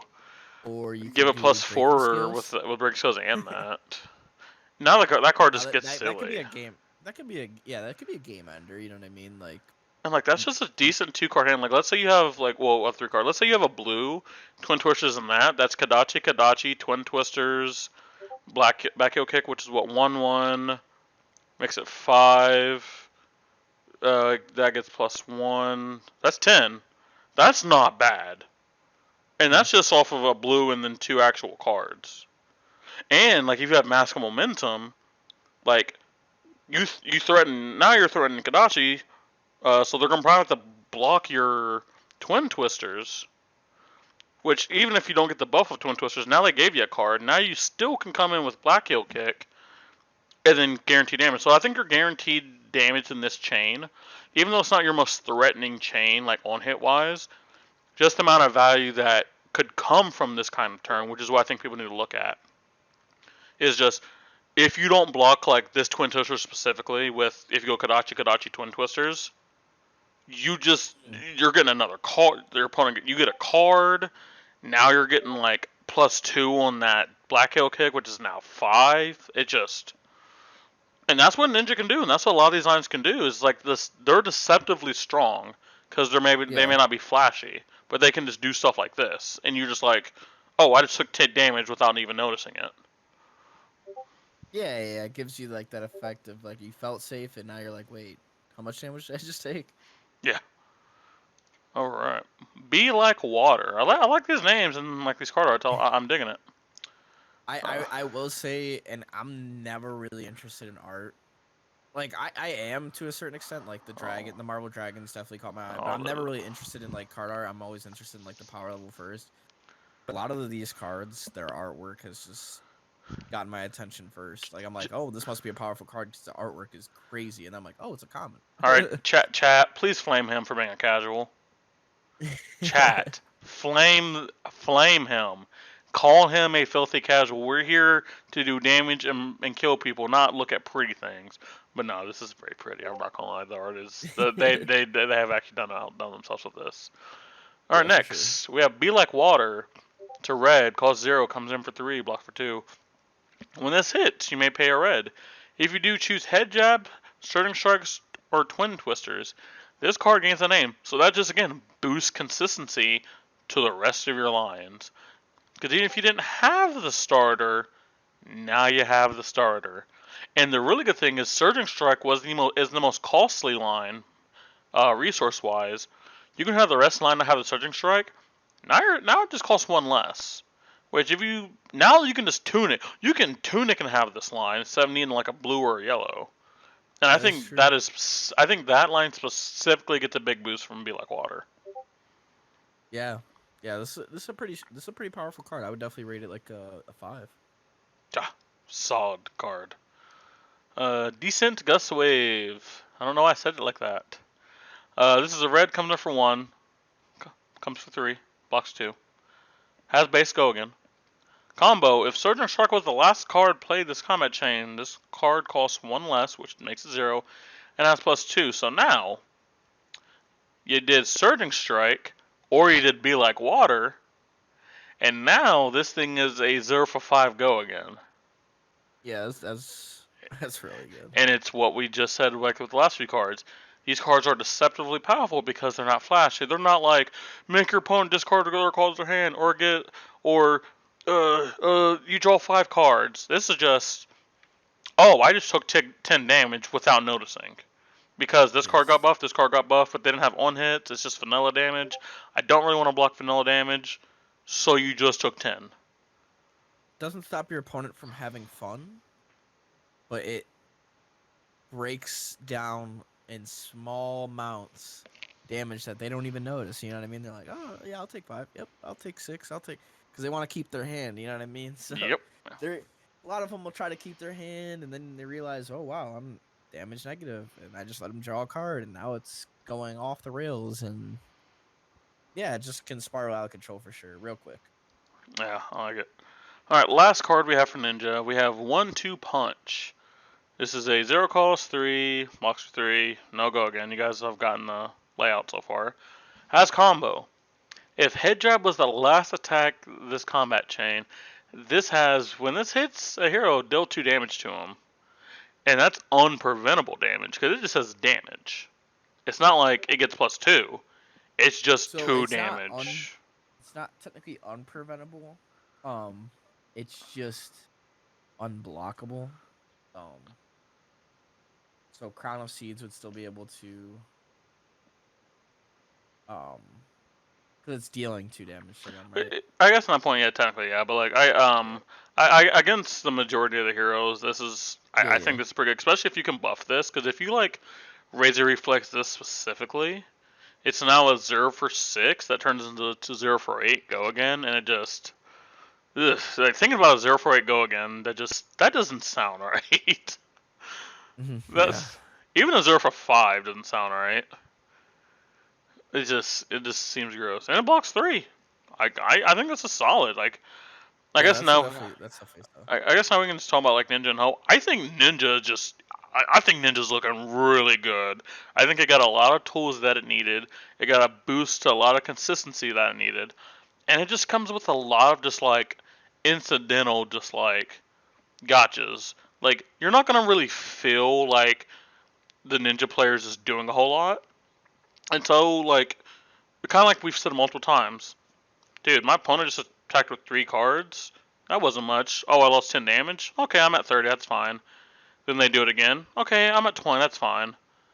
Oh, I'm at 10. Oh, cool. Now a couple turns later, now I'm Kondachi locked, and now the game is just over. But you don't ever feel it. And I think the biggest thing that you talked about, I don't think this stuff like is gatekeeping, and I don't think this stuff is just like feels bad for your opponent, because most of the stuff is somewhat obvious about what your opponent's doing. There's not a lot of tricks. That's what Ninja does. Yeah, that's what Ninja does is like makes things very obvious on what's coming next. Like if you see, a surging strike, you're just expecting the combo line to come in. Or if you see the spinning kick, you're gonna expect you know what I mean, the roundhouse to come in. And but that's the downfall of it, but the upside is just really, really damage intensive without your opponent knowing. I'm a fan. Yeah, the one downfall I do have about it, like, so he got really, really powerful. But what else got really, really powerful this set? Control dash. Okay. Nah, nah. Rain Ranger, Ranger's getting a big buff. which is his arch nemesis. They already have, like, let's say Azalea didn't even get the like they didn't try to focus on Azalea. They got so many cards that are still good for Lexi too. And Lexi has Frostlock that stops Zero from being played. Oh, it's just and now you have more stuff. You're telling me Ranger got more stuff, but Katsu got more stuff too. So it's like I just wonder how much it's going to affect the aggro meta game. And now we're gonna be in this kind of like this meta. I want to say like, and I'm not saying for sure like 100% yet, but it just looks like it's gonna be a very, very fun meta. Very, very, very different Oh, you're gonna see new heroes that you haven't decks. seen in a while, or like, Yeah, for sure. or Like like, Azalea being yeah. playable, what?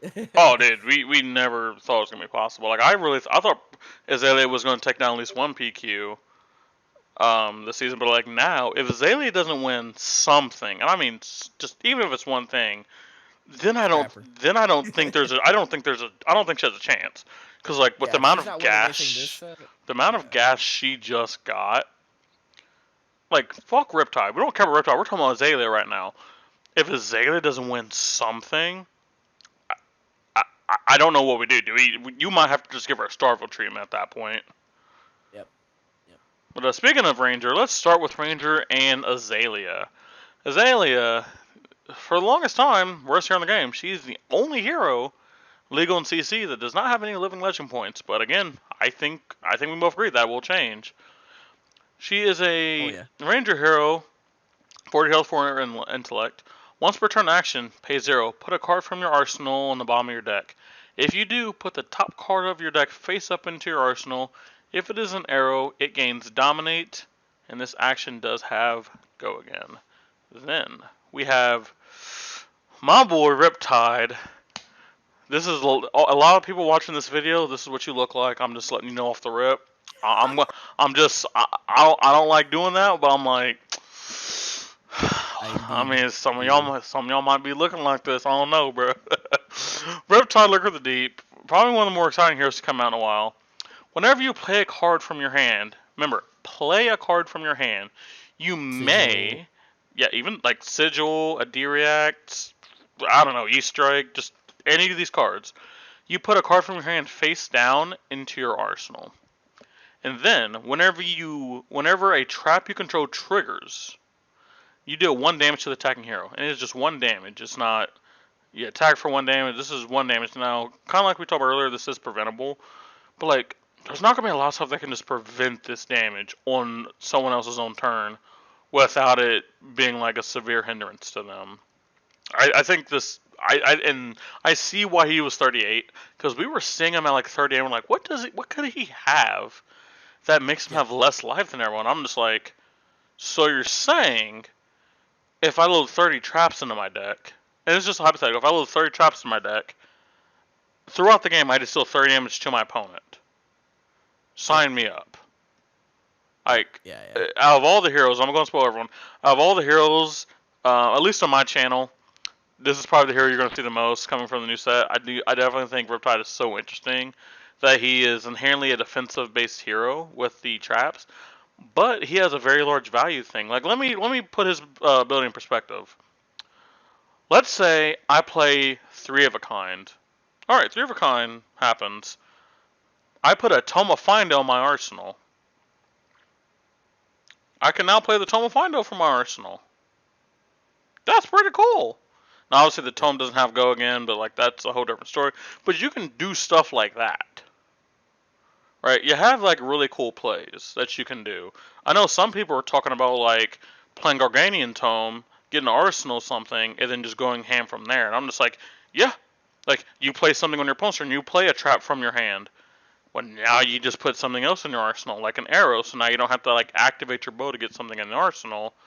There's a lot of value inherent on Riptide, and I definitely think he's probably gonna be gameplay wise the hardest deck to play. Like I think Azuri's gonna be the hardest like build wise, and like she will have Yeah. obviously have some like function things, but like really getting max value out of Riptide is gonna be the thing. Because like I think the trap a lot of people are gonna do is just like I'm gonna put 40 D reacts in my deck, 30 of them are gonna be traps, and I'm like, yeah, that sounds cool on paper, but like besides that, how are you doing damage? Because you're gonna need to probably attack your opponent at some point, and it's just like, what is the exact balance that you're going to have? And I did a little bit of brainstorming myself, and you guys will see that video on the channel soon. Just like my initial like build of Riptide, but I'm definitely very excited for this hero.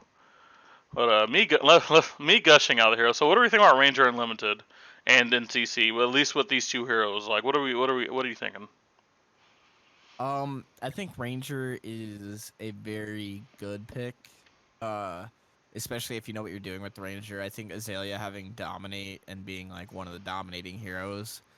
Um, her weakness is really the other Ranger, so it's kind of funny. Um, but other than that, I mean, she doesn't really block too well normally, but now we have all these 3-block arrows, and then she can also use a lot of these defense reactions. Yeah. This is going to be very, very. I almost feel like Ninja normally has the best luck in the set. Normally is, one of the better off heroes. I think Ninja will struggle. It's like almost like a triangle. Um, but I really do think Ninja will struggle in this draft with these heroes and all the combinations that they can possibly do. I mean, there's no red in the ledgers in the set, obviously, but there is some pretty crisp on hits, I will say. Yeah, very interesting. I'm also with you. Riptide is one of the ones that I will be testing a lot. And that's just because looks like a very fun hero to Oh, so play. so original. All right, Just so go ahead, go ahead. just like the lines that even that you were talking about, like when you play a card from hand, you could uh use his ability, and that's not it doesn't say once per turn. So it's just crazy to me that you could like let's say against Stromae, right? You play you have to play Purge Grapplers, you have to try to get all these effects off, but like it's really not the worst case scenario. You could do like weird stuff, weird shenanigans, like pop the Purge Grapplers, pop in the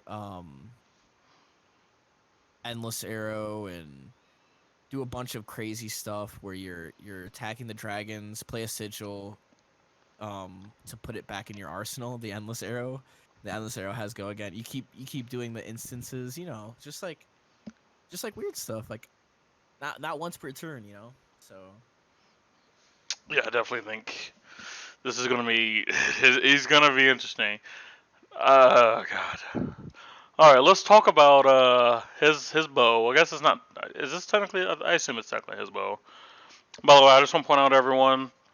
I got the code foil of it, so I think it is meant to be that I play Riptide. I was really sketched out by first, but like once I seen Riptide, and I remember I just got the code foil version, I'm all the way in there.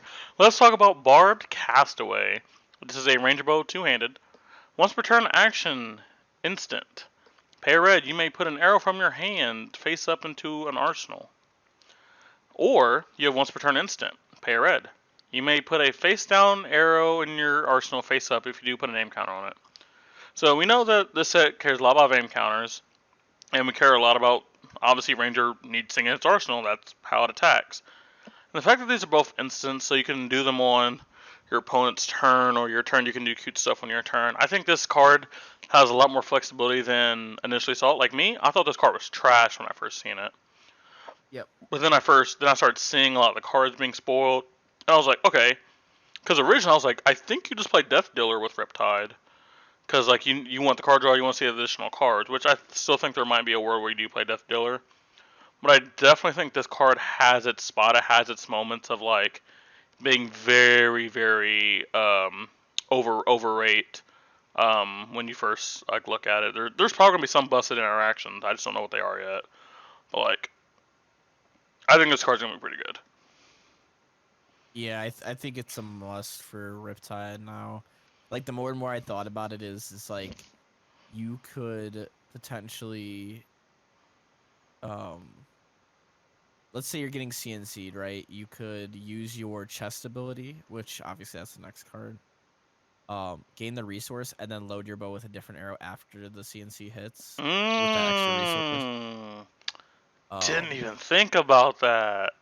I for yeah, and then you could do it on your turn too. So if it's like an arrow with go again or whatever, Oh, dude, you know this. You know what this is. So I don't know if you met Dakota from my shop, but he complains that like there's way too many ways to play around Automeister and that's why Automeister is bad. This is just another way you can play around CNC and Icer with this one bow, and I fucking love it. Yep. Yeah. This it's also like you may turn a face down arrow in your arsenal face up and put an aim counter on it. Now, a lot of the times, like with a defensive ranger, you're definitely gonna be using, in my opinion, like Feign Death and Oasis.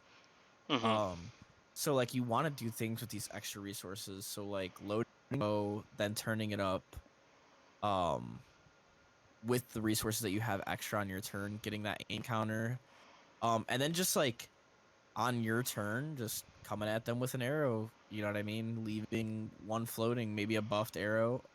Because this is gonna be like a single arrow kind of hero. He's gonna Yeah. attack with a single arrow. He's gonna then arsenal a trap, or if he doesn't have a trap, he'll draw into them, and then he'll be able to play a trap, arsenal a trap on his turn. You know what I mean? Just a bunch of shenanigans going on. Yeah. This bow gives you so much leeway because of the fact that you're able to turn a card. The main text is you may turn a card face down here and it'll face up if you do put an aim counter on it, because this enables New Horizons. Yeah, it does. So This 'cause without is that, this is when are gonna be you ever sick. going to flip the card up? There's no reveal effect. Oh my Um, gosh, this is gonna be crazy. yeah, it's very very good, very good. Oh, I'm so excited to have my code foil. Oh, because like right before the set, I sold like all of my Ranger stuff because I was like, I'm never gonna play Ranger, and I'm 90% sure like the majority of the Ranger stuff I sold doesn't go in this deck because I think a lot of the cards he's gonna play are gonna come from this set. Oh God, I'm so um, excited. the only thing that I would say is I do think New Horizons is useful in this set. Oh, 100%. Like, Yeah, well, like 100%. strictly because of the fact like I didn't know if it was gonna be or not after, unless like the Barb Castaway was the thing, because of the fact that you have no way to reveal. Um, you know what I mean? Like other than like if you were to have Skullbone Crossroute, then you'd be able to reveal. But I guess the that wouldn't one be. issue is like it has to be an arrow in the arsenal. Unlike Lexi, you can technically have anything. So that is a downside, but like I think that card's fine because especially if you get to play something and you can put an arrow in your arsenal, then you can just turn it face up and it's fine. Well, yeah, because you wouldn't need to turn the other one's face up if you needed to load, right? Because the only actually, yeah, I guess the only problem with that, like if you don't play, but then you would cycle it with your. With your So chest you wouldn't need, piece. yeah, you would cycle it with your chest piece if ever got stuck. So like, Jesus. let's say, so this is a perfect example of why this chess piece is so good, because if your opponent ever says, well, I bet he has defense cracked in Arsenal, I'm just not going to attack him, you're like, okay, he won't be able to load his bow. Well, I'm just going to put that down card on the bottom. I'm going to gain a resource from that. I'm going to load my bow for free. Yes. All right, let's talk uh about this chest piece. Why the heck can it block, have arcane barrier, and gain you resources? What is this chest piece, dog? because this is Ranger, it needs the support, it needs Fuck. the crown of seeds, it needs everything. The gauntlet, And it's once per it needs. turn as well. Yeah, it's God. yeah. So you could do this on your opponent's turn. So like, main thing I'm thinking of is versus like somebody like Icelander, you could still utilize your traps in a way. Like if obviously if you draw a pretty bad hand, your traps still pitch really good, so you're gonna be blocking arcane very well. But you don't want it to get your arsenal all clogged up, right? Right. So you just put it to the bottom, gain free resource on your opponent's turn, block an arcane. You could do this in response to getting a frostbite as well, so you're not, you're utilizing a lot extra resources. You're loading your bow again after you block some arcane, or there's just so many different uses. It's actually insane. Dude, I got up. I'm just, dude, I'm in there. I'm in there. I'm foaming out of the mouth right now looking at this thing. I mean, and I'm sure you heard about this, but I haven't. did you hear about Red Zone Rogue kind of leaking a little something about Riptide's story? Nope. I know he's a pirate. Yes, that was the big reveal, kind of, is the fact that he was on a boat. I'm pretty sure somewhere raised or something with pirates. At one point, so I know the pirate class is confirmed. I wonder, like, will he get like a new treatment? yes. He's a pirate or something. Hopefully, he doesn't get scurvy. I don't think that he would, because the way that it sounded was he's not an actual pirate. He was just with pirates. Mm-hmm. So I don't know. But you could even kind of see in his younger picture, he kind of looks like a fisherman. Looks like a proper Like chap, dude.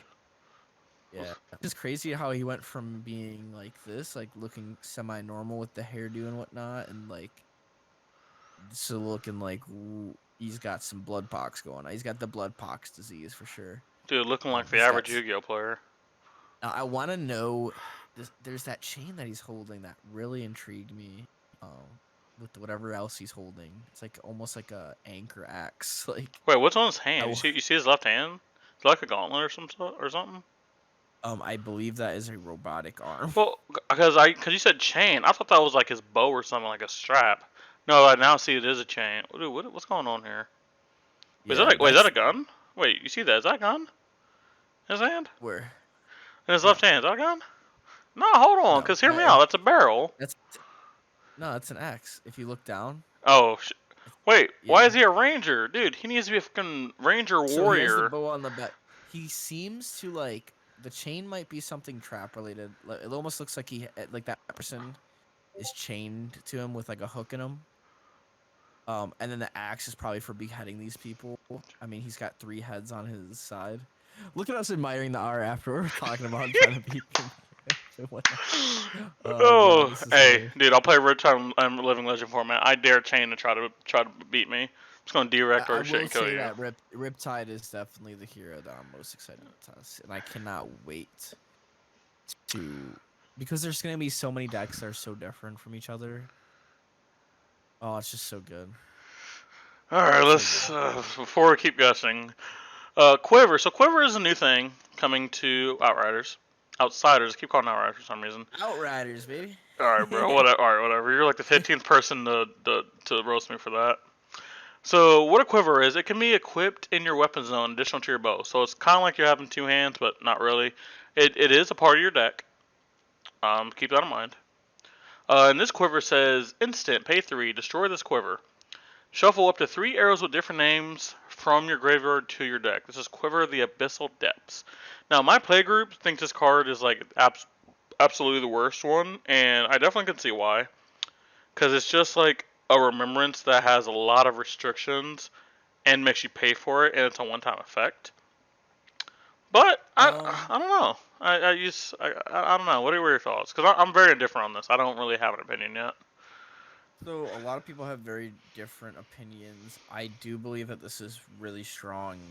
You just have to keep in mind what arrows you're gonna want to bring back. Endless Arrow will always be one of them. So that's already, out of the loop. But then you have potential to grab some of these arrows that like they'd make a pretty big difference late game. So you're not necessarily afraid to block with, like, let's say like Widowmaker, right? It's a very good late game arrow because your opponent generally does not have equipment at the late game. And if they do, then you wouldn't grab it, right? It's you just got so many different cards that could definitely help late game. You need to overpower your guardians and whatnot with restricted piece. I actually think Riptide is one of the heroes that will use Remembrance. Yes, you Um, will, and I'm so pumped because I can love that Very card and effective everyone hates it. because we're gonna get to a group of cards that are just I feel like the best cards in the set. I'm sure a lot of other people feel like that. 100%. All right, next quiver. This was actually the first quiver we got spoiled. This is Quiver of Rustling Leaves. As an instant, pay 3. Reveal the top card of your deck. If it's narrow, put it face up in your arsenal, and then you destroy it. Important to note, if it's not, and this I believe is in the release notes, if it's not narrow, you don't have to destroy this. It only gets destroyed if you fulfill the clause of it being an arrow. Yeah, I'll have to double check the release notes, but I believe that is how that interaction works. this this is definitely one of my favorite ones for the Ice Lexi that I play. But oh yeah, the puppy Lexi, let's go. Yeah, that and it's definitely one of my favorite because of the fact that you always get into those awkward situations where like you're like, wow, I don't have any arrows. I need an arrow, please. Let me hope. And then you could use it multiple times, so you'll never run into it like twice normally. But if you do, this is a really good backup quiver. You can use it multiple times, and when it works, and it probably won't need to be used again. You know what I mean? Wait, hold on a second. Because I just looked at something. Alright, it might be just because I'm tired. It's an instant, but it doesn't say once per turn. And its yes, you could cost is use to it. pay You 3. could use it So the problem with using it multiple times per turn, I think that's what you just been talking about, by the way. But I was it's like, gonna be I was just like hard reading it. it's going to be name card unless you're able to cycle the card, if that makes sense. Well, no, hold on, because like let's say you have 3 blues and you have New Horizons. You reveal the first card. It's narrow. It goes into your thing. Gets destroyed. But you have No, you see, challenge it no, you wait. as soon as I it don't hits an remember. arrow. Yeah, Yeah, because as soon as it hits an arrow, but it's gonna get destroyed, and then the effect. I think the effect yeah, was fizzle. if you do have like a way to opt, um, which I guess would kind of be a little It, weird it, anyway. it's in the But if Dynasty you do set. have a There's way to some opt, opts, but they're all trash. yeah, if you do have a way to opt in the middle of it, you can kind of get around using it multiple times a turn, but you won't be able to use it multiple times a turn because the reveal card on top will stay on top. Right. As if it's not an area. So like yeah. Next, we have Crow's Nest. This is Azalea specialization. Whenever an arrow is put face up into your arsenal from your deck, you may pay red. If you do, get a name counter. So what this allows you to do, obviously, is you're not restricted to playing Sandscar's Great Bow as your bow. If you're wanting to do the name counter thing, you can run a different arrow because obviously you have Azalea's ability to Yep. put the aim counter on, which that probably does give you some extra EV because I think Death Dealer is kind of just really good. Yep. But realistically, I don't know the actual power level of this because I like think it has to be an arrow. Like if you whiff, yeah. it's nothing. Yeah. I think that this is the best one out of all of them, in my opinion. And it's weird because it is the token one. Um Oh, it is, yeah. the reason why I say that is because of the fact that it's not like a destroy one. So you can just do this Oh yeah, multiple true, times. true. So this opens up Azalea's ability to run those aim counter arrows that have such good effects. Like they were such good arrows, and then people were like, "Well, it's too hard to get these aim counters off. Why would I ever want to do this?" This allows them to run like those one of aim counters. Like for instance, Deadeye, right? Deadeye is already being ran, whether you have it or not. Crow's Nest just adds the second ability. You know what I mean? Like Mm-hmm. so if you have that extra resource, why not use it and you get to choose a card from hand and they discard it? That is a pretty good effect. So even if you're only using it for just Deadeye, that makes Crow's Nest so good. Yeah, okay. Yeah, now thinking about it, because I think the big thing is it's not broken. If it was just like a one-time effect, I think it would be pretty mid. But this just stays on the battlefield, and you get to use a better bow. So yeah, I think this is This is the pretty only good. one that is not a one-time effect, I believe. And I think another thing about this is like there's a lot of times Azalea just can't use a lot of her cards, so she like it's why she blocks so much and like why her curve is the way she is. She can now actually use her mana, which is like a very underrated thing. She can use more of her mana on her turn, which Yes. unless you've played Azalea or watched a lot of high level Azalea, you won't understand how much that is. And I'm not saying it gives you like 20% extra EV to winning, but it is just a plus that you can actually use more of your mana per turn. You don't feel like you're wasting it. The one thing that I would have liked is for one of these quivers to I know it's a little much to ask for, but for one of these quivers to have AB.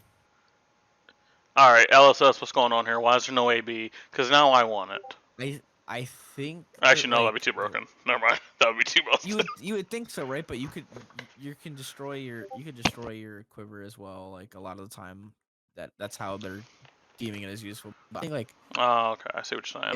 if I had a guess on which one it should be, it should probably be the driftwood quiver, and that's just because I think the driftwood quiver is so bad. Hold on. It's basically Don't talk about more Riptide. Hold on, bro. You're going a little too far. I think driftwood quiver is very bad. Oh, I think you're very bad. Oh.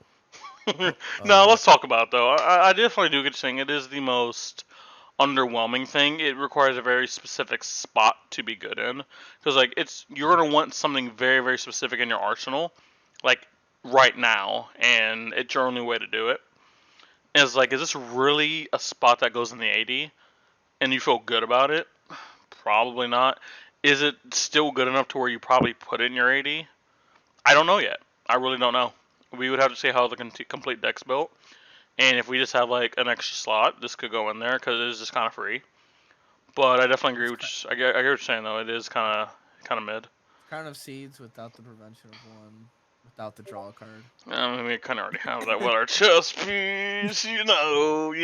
Yeah, I really do think French of the Sunken Treasure will be one of the absolute most powerful legends. I would say if I had to rank it on a scale right now, I'd probably be number 4 or 3. All right, Power 9. It's Probably 4. already in the Power 9. Let's go.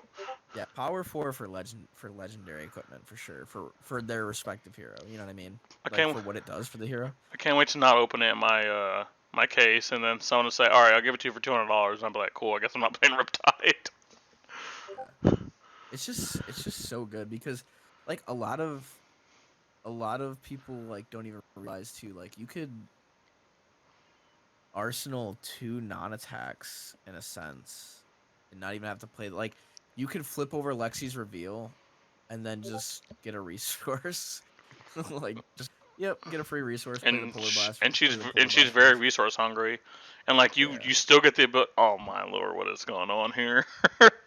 This card is really like about this too is because like it just opens up if you have your arsenal stuck, you just put that to the bottom, play like especially with Riptide, like let's say you had 3 of a kind in hand and you have a arsenal that's stuck with air that you really don't want in your arsenal, or like just something that you don't really want in your arsenal. You have like the trap or whatever.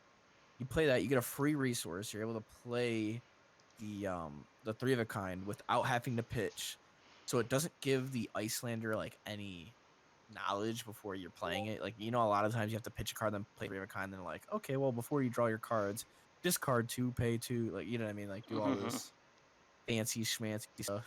Definitely. Yeah, really good. I know we're gonna keep going back to that. I mean, for a reason. This card's not nothing. Yeah. This card's not pirate. nothing. It is a pirate. Like it is a pirate's jacket. Pirates are cringe. This will be. I mean, he's got a fisher net. Does he have a fisher net? Yeah, it's a fisher net. Yeah. Wait. Is it a guy? Is it a guy? Okay, no, it is a guy. Wait, is it? No, yeah. No, it's I mean, unless that's a very handsome woman. How many girls? I mean, that's kind of nice beard, bro. Hold up. Lexi might have gotten a beard. Might be Lexi's dad. Who knows? Hey yo. This is I promise everyone this is a competitive YouTube channel. I promise. Yes, yes, yes. All right, next card, next card. All right, amplifying arrow. This is a yellow. Only comes in yellow. This is a 0 cost arrow that comes in for 2, blocks for 3. More block 3 arrows. Cool. While amplifying arrow is face up in any zone, if it would gain attack, it instead gains that much +1. I'm probably reading into it too much, but it's the sole fact that it says any zone. I Yes. do wonder if there is an interaction, which there probably will be in this set. Well, okay, hold on. I don't think cards in deck, graveyard, or anything. Do they have orientations? Like within the game, not like physical, but like, does the game seem as face up? Yes. The banished zone is face up. The graveyard is face up. And like the game registers that, right? Yep. Also, like a key thing to mention too is the combat chain. I did ask this. The combat chain is technically a zone. I did ask it a couple people. Nah, they weren't judges, but Oh wait, so it's face up on the combat zone, and you rain razors it. It because Yes. it's face up on the So another key thing to think about. So like, let's say amplifying arrow. It's at the end. Your attack. You snapdragons after you rain razored twice. You This is in your arsenal. Keep in mind this is in your arsenal already. You snapdragons. Or actually you put it in your arsenal this way. As your second, arrow slot with your New Horizons. You put bullseye bracers, get it up to 4, right? Mm-hmm. Or you could Voltaire it too, but you put it up to 4. You then already play rain razors. You play like an arrow from your hand, maybe like an endless arrow or something. And then you play something like the amplifying arrow, and now it's getting +3, +3, +2. You know what I mean? So you're pumping this to 10 damage. And your endless arrow came in for X amount of damage. It's just like a 20 damage turn. For a pretty, like, it's how often are you gonna hit 2 rain razors? How often are you gonna? I mean, if you're pitch stacking with Lexi like you should, it could be something that you can definitely pull off. Lexi, this is a card that I think was meant for a Voltaire specifically. Yeah. You load it, give it +1. You can even seek and destroy it, or something, or whatever. You know what I mean? Ice Quake or. There's so many interactions. There's a lot of buffs in this set too. Obviously we'll get to them, but there's a lot of buffs in this set. Yeah, like now granted she's not gonna be using some of them like Fletch, Red Tail, Yellow Tail, Blue Tail, etc. But I think like Lace with Blood Rot, it's pretty good. Yeah, it's just like a bunch of weird, more kind of countered towards aim counter buffs. But nothing out of the ordinary. I'm liking this. I'm liking that.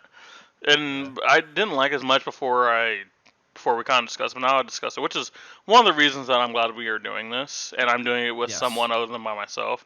I get more than my respect, because if let's just say it was just me doing this, I'd have been like, okay, it's a 0 for 4, whatever. It's not horrible, but whatever. But like, I wouldn't have looked at like the selling of this card, like pitch stacking it with like double rain razors, and now you just have like an absolutely just disgusting turn. And it's largely enabled by this card specifically in the way it interacts with stuff. Now imagine this too. You play like, now granted this is another really, really ideal situation, but you playing this is your reveal card. This is gonna be like your second slot, right? It's gonna stay up.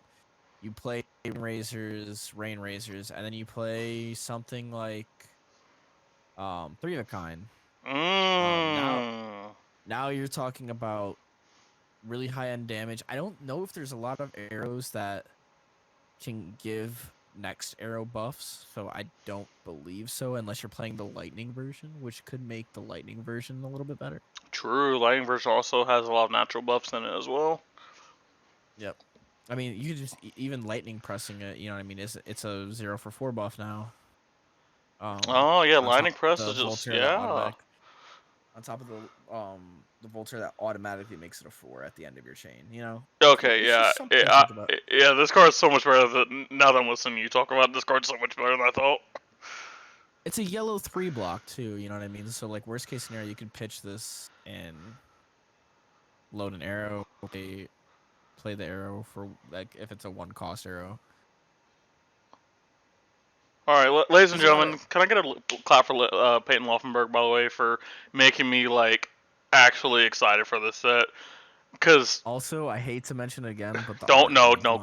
God, I was just trying to compliment you and making me excited for That this is set, but you just this is it's probably like top 3 art in the all set. right. You know what? Side thing. All right, top 3 art go in the set. I'm putting you on the spot. 15 seconds. Top 3 Top art. 3. All right. Amplifying arrow.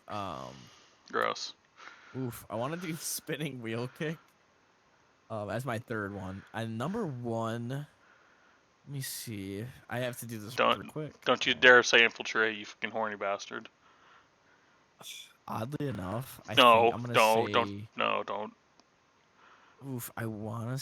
All right, we're gonna do top 5. Vambrace of Determination, I think is very good art. Maybe not as great of a card, but I will get to that later. I think that's still an okay card. The Quiver of Abyssal Depths, I think, is the best quiver looking wise. And then last one, let's see if we got. I think I want to go with the extended. I just seen the extended art legendary equipments. I think that Oh yeah, either of them. I yeah. think either of those are easily the best art. I think they're just tied. Because even the assassin female one, I mean, that's just you already know The people are gonna assassin be female. This fucking guy, yeah. Oh misogynistic what? ass. Well, I'm seeing some Well, what female you? characteristics. I, I mean, I, I don't know. I Look promise. at Redback's Shroud, and then I ain't tell looking me like nowhere, bro. what. I ain't looking nowhere, bro. Okay, I look but at. that's very good art, and the extended art gets to show that bottom parts of it. Like not okay, that sounds really weird for the Redback Shroud, but even the pirate one, you know what I mean, gets to show like the whole art in its sense. Guys, So that's why I really like it. I promise this is a competitive channel. I promise. I mean, to be fair, like even serious players do have to take a break, like eat a Kit Kat and stuff. You know, this is. Oh my god, I totally forgot. Okay, my favorite actual art, Oh, this like fucking guy. Top 74, by the way. number 1 in the whole set, Widowmaker, and that's just because I played Overwatch. Yeah, And I really do like the art. And All I think right. that somebody will cosplay it eventually. Oh, and that person will be my new wife. All right, here we go. Barbed Undertow. Barbed Undertow. All right. By the way, side note, I'm pretty sure I'm calling off work tomorrow, everyone. So please, in the comment section, shame me for calling off work. I'm gonna be real. It's like an hour past my bedtime, and I don't feel like going to sleep because I already downed like an energy drink. So we're just gonna stay up all Plus you fucking gotta think night. about it. You got the Outsiders box coming out at 12 anyway, so. Huh? Oh no, the box break happens in like an hour, right? 12. Yeah. All right, guys. All right, just shame me in the comment section. I'm sorry, but I'm doing it. All right, Barbed Undertow. This is a red 1 cost. So these arrows aren't rainbow, which I do think is fair because if you made some of these arrows rainbow, like you'd stop. This is a 1 for 5. How much do you like this in the set though? Like because Oh, like I these really one-offs? do like that. I like it because those yellows kind of felt like they trapped the set a little bit. You know what I mean? Like It they were, felt like, it felt really forced in bad. there. Yeah. They felt forced in there, and they felt like they trapped the set. Now, if you know they're only gonna use the red arrow anyway, just put the red arrow in, and you're good to go.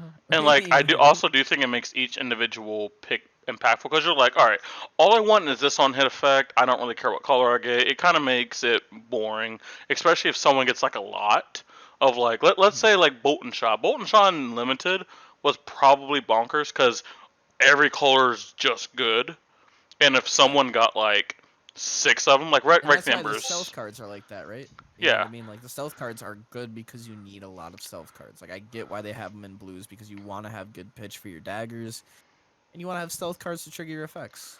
Yeah, but it's like every time I play Uprising, I have played 5 once, but I've played Dromai every other time, and the reason why is because I can have 9 copies of Rake Timbers in my deck, and that is just stupid. Um, I usually average 5 to 6 Rake Timbers, and I have yet to like not be at least 2-1 minimum with Dromai, and it is because you have very powerful effects and multiple colors. So it didn't matter what color I got, I still got the effect that I want. But here, like, you only have one color of Barbed Undertow, which is why they also designed it the way they designed it. If you also told me like this came in blue and it came for like actually yellow would probably be like very interesting because like yellow is like such a unique breakpoint. Because if it's yellow, then you give it +1. Now it's 5, and that's like, I kind of have to give you like an equipment and a card, and that's really good for you. But if it's like 6, you feel really comfortable by getting 2 cards. And what that's talking about, and it's a video that I'm going to be making soon, kind of a side note, is just like the mental aspect of Flesh and Blood. When you hear certain breakpoints and certain numbers, it causes you to think about what the card is doing differently. If you hear 5 versus 6, you feel way more comfortable about 6 because you just give 2-3 blocks. But if it comes in for 4 or 5, well now you're like, well I'm technically overblocking, and it's not really good for me, right? And I think they can now do stuff like that, give it really unique effects. Now it's even more ambiguous. Like 5 is a really sucky breakpoint for a lot of decks, and now you're giving it a card like this, so now your opponent has to overblock in some type of manner, and it is nothing but good for you, right? A little bit of a side note, little side tangent there, but I do like the design they're going for all this. I do want to mention though too, like a lot of the time people feel like 6 is not a breakpoint. But with the amount of equipment blocks that block for 2, 6 now requires 2 cards from hand rather than a card and equipment piece. Yeah. So I did want to put that out there too. So 6 is not a bad to throw at somebody over a 5 because 5 is grasp and a card from hand. 5 is Crown of Providence card from hand. 5 is, you know what I mean? Like, granted, you do want to get their equipment blocks out, but if you can take 2 cards out of their hand, you're getting that next turn, and then you're more than likely getting their equipment that turn too. You know, so it just starts a snowball that, and it kind of goes back to what we're talking Ninja. They don't realize it. You don't realize that snowball is happening because it's just like, what? I just blocked with 2 cards. Well, now you put less pressure on me, so now I have to block with less cards, and I can continuously just keep that engine going, and just whittle you down, and start time walking you. Full hand of traps. Oh, okay, cool. And I deal 4 damage to you. So what are we talking about here? Yeah. All right. So Barbed Undertow. I know we talked about that like 10 minutes ago, but Barbed Undertow. If Barbed Undertow has an aim counter on it, it gains. When this hits a hero, choose red, yellow, or blue until the start of your next turn. They cannot pitch cards of the chosen color. So what you're telling me is, dude, Dromai, nice nice redline deck. It'd be a shame if you couldn't use if you couldn't pitch anything to make Ash. Hey, Fi, not actually Oldhim. The thing I don't like is that it's a hero. I think they need to start adding more cards. Don't you dare say because of Dromai. Dude, you're telling me poppers are... Dude, this was almost a fucking popper, by the way. It's one off of being a popper. It's not a popper, right? I know. You know how many poppers are not in this deck? The only popper that they really got was that assassin one, which is kind of... I'm just saying, I'm gonna... if you guys are watching the video, just look at the generic section. You know how many sixes in here? Dude, I don't know what Dromai did to piss someone off, but like, dear God. I think that they're prepping for Prism. All right, dude. You send that six power attack into my aura, and you tell me how good you feel about it.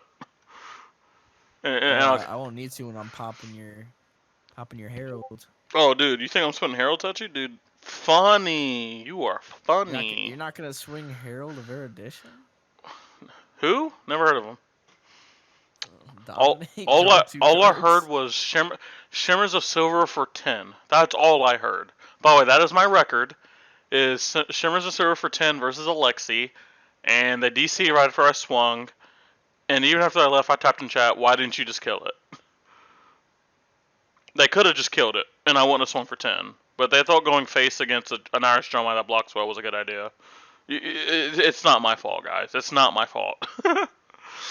But I do agree. Like they are probably prepping for like illusions to come back because like the heralds obviously are like very overrate and like kinda unhealthy when they had Luminaris. Now, depending on how this new illusion is we don't know how good the heralds are going to be. But even still, a 1 for 7 is just stupid. Even if it doesn't have an on-hit effect, that is just stupid. Yeah. Like fucking. Even though I'm going to be the one playing, what a fucking degenerate. I hate this game. All right, we have our first trap, and this is my boy Riptide. I don't know why, but now Riptide's my boy. Yep. This is a blue block 3, which is you already know. And one big thing, traps have been errated to where they don't have to be from Arsenal. So keep that in mind. You can actually play them from hand, which triggers Riptide. I'm just going to say triggers Riptide twice. I mean, So Riptide only triggers when the effect is triggered. So I want everybody to keep that in mind. Just because you play a trap does not mean you're dealing 1 damage. correct. Yeah. The trap has to trigger. So, like, for instance, Boulder Trap, when this defends an attack with greater base, then put a -1 counter on equipment that the attacking hero controls. So, only if they defend with an attack with greater base. Correct. That will trigger. And actually, one actual side note going back to Riptide is I also do not believe, even though I made the joke earlier, I don't think you just shove every single trap that's available into Riptide and call it a day. Yep. I do think that is just a trap because there are traps like I forget the one that's from like one of the OG traps that like it blocks for 2 and then their attack gets -2 unless they pay a red. With like how a lot of these Slide. with how some of these decks are built, they can have extra mana. And it's just like it's just like depending on what the original breakpoint was, like the 2 may not matter. It's very, very contextual when certain ones matter. And then again for collapsing trap, go ahead. I was gonna say I do think that the traps like this deck almost single-handedly like stop story. Like it's just crazy how good it is versus story with the traps. You know what's also crazy? Every single deck I own is accidentally really good against Dory. RIP Dory. RIP Dory players. Or Bolton, for instance. Hey, you shut your mouth. No. But for real, like, if this defends an attack with greater attack than its base, put a -1 counter on it. Like, when this defends an attack with Go Again, the next action control hits don't trigger. So like, yeah, it's just like. It's just really, really good. When this defends a hero that's played activated reaction, this chain link, look at the top, put the top 2 cards of their deck into like graveyard.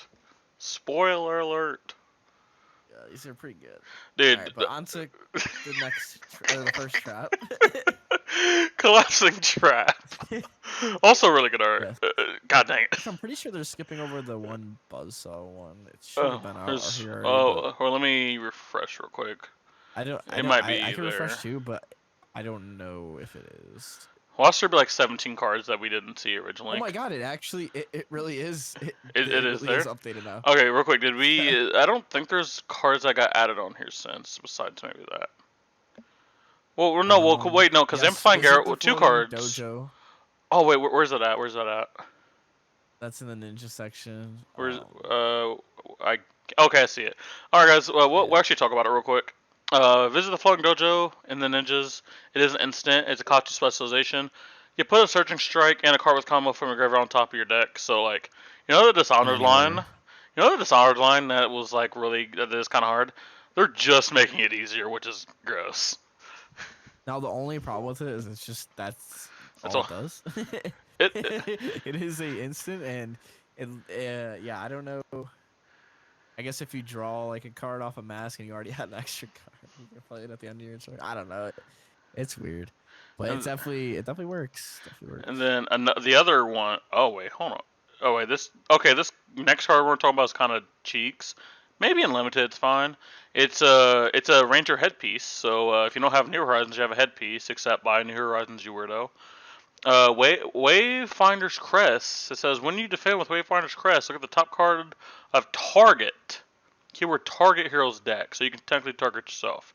Has Blade Break, blocks 1. Limited, I think it's fine. Obviously, you're gonna want to have this, but like NCC, just play New Horizons. Just play New In, Horizons. in CC, even if you can't afford it, I would play like the Skullbone Strap because that's really Yeah. cheap right now. And there's also like Honing Hood. Like there's multiple options. Yeah, it's the same price Not as like Wayfinder maybe a Crest. sub or something. Not Wayfinder's Crest though. Yeah. Alright, so actually Buzzsaw Trap, I'm glad that we actually see it. So it is a legendary Riptide specialization. I've seen some people complaining Riptide has 3 specializations. I don't know if they know what the word legendary means, but that means you can only have one. So like, yeah, he has 3 Yeah, that legendaries, but there's only one. if he was able to have 3 of all of these, this would be really good. Oh no, then I think this hero would speed a Jenner at that point. But what Buzzsaw Trap says, it is a block 3 trap. When this defends an attack with greater power than its base, the attack cannot gain attack this turn. And it says So attack, this not would attack action card. yes. So basically, this is if Dory presents her blade and you block with this, you are good. All I see here, right, is another You reason are- I can't play Bolton. That's all I see Yep. here. This is literally something that you find, you pit. Once they go on their big combo turn, you end it. You say, nope, sorry, not today, maybe tomorrow, probably not tomorrow because I got this next one coming up. Dude, nice Phoenix Flame for 0, dog. Nice Crouching Tiger Yeah, for okay. 0. Yeah, I don't know if that's yeah, I don't know if that's the thing that you use it on. You probably use it on a I don't know what Tiger Swipe Well, or it just depends on how toxic you want to be. I'm a toxic player, so you gotta remember. only the problem is this has to line up, and that's what I don't like is because it one up. So if they get their Bolton combo off before you can get this, I mean, you have other ones to deal with, so I guess it's not that bad, but still. That is true.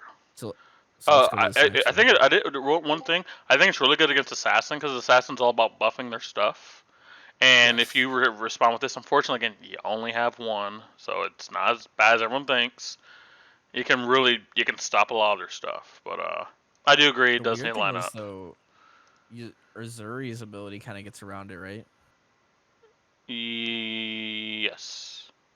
Yeah, so But hey, that is the only they aren't so cool. Yeah, shut up, Hayden. yeah, I didn't say that for this one. I think Collapsing Trap has some pretty good art though. Alright, bro. This is another Riptide specialization, OP every 3 special. No, stop it. This is another block 3. When this defends an attack with Gogan, the attacking hero discards their hand and draws that many -1. I've seen very mixed opinions on this card. I still think it's probably more positive than good, and the reason why is even if they are redrawing a hand and -1, they had a plan with their hand. They probably mapped out, okay, I'm gonna go into this card, and this is how my turn's gonna look. Now they have to think of a whole different hand. Now they have one less card, and sometimes they only had a 2-card hand.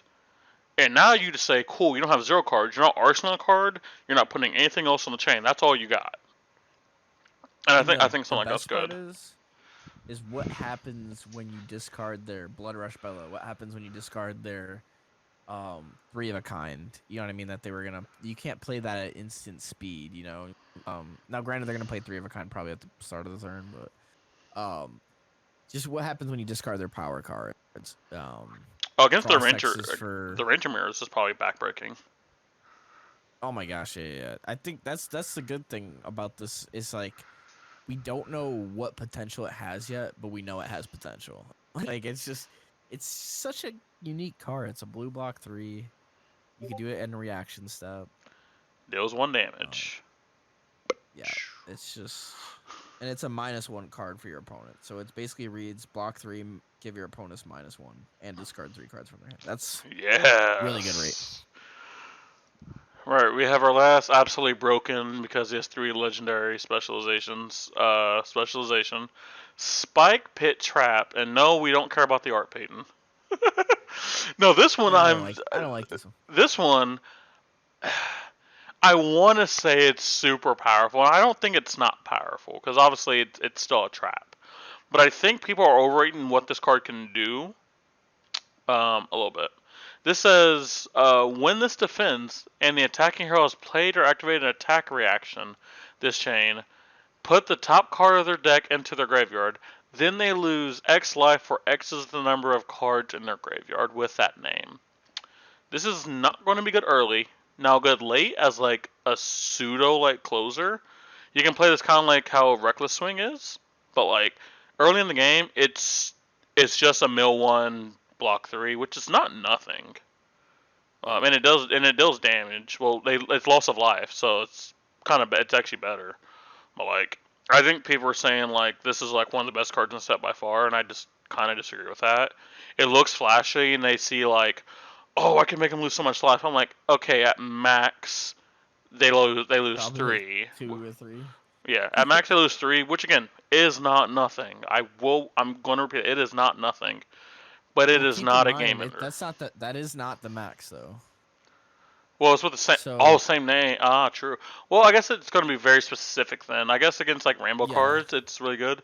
But like I see. Well, and the thing is you don't get to see what's on top of their deck. That's the problem. So like the you like let's say they're playing like you're playing Icelander, and for some weird reason they attack you with Scar for Scar, and you happen to hit um Aether Ice Vein, and they happen to have played. Do you know how many problems that is? That's 3 different things that you have to run into. They happen to play 8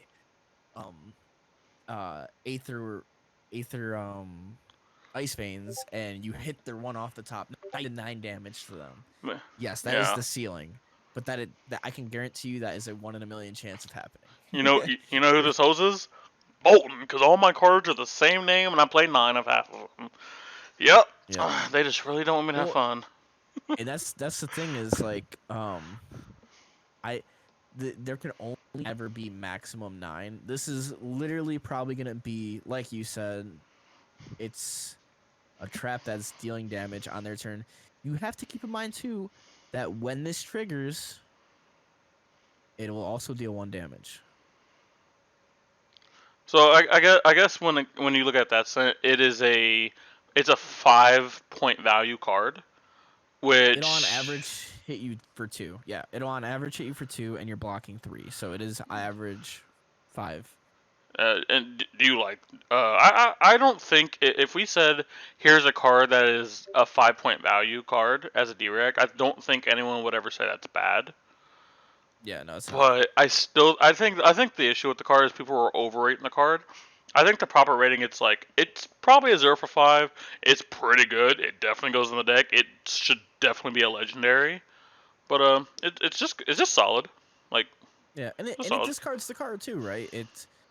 It's discarding whether or not it's a great card or not. It's still discarding a card, leaving your opponent with less cards left in the deck. I found out, guys. I cracked the code. Wayfinder's Crest. You play it now. You do play it in CC. You look at the top card of their deck. Boom, you know what you're milling. I cracked the code, guys. I did it. Okay, so the problem with that is you just get to look at the top card of their deck. And you're still milling that card. Well, now you know what you're milling. Now you know what you're milling, and you're gonna be like. But you knew it. But you knew what you were milling when you were dealing No, with the but what I'm saying is, but now you can do some anime shit and be like. Oh, before you play it. No, be like, huh, nice Phoenix Flame on top of your deck, nerd. And they're like, huh? No, you wouldn't want to mill that.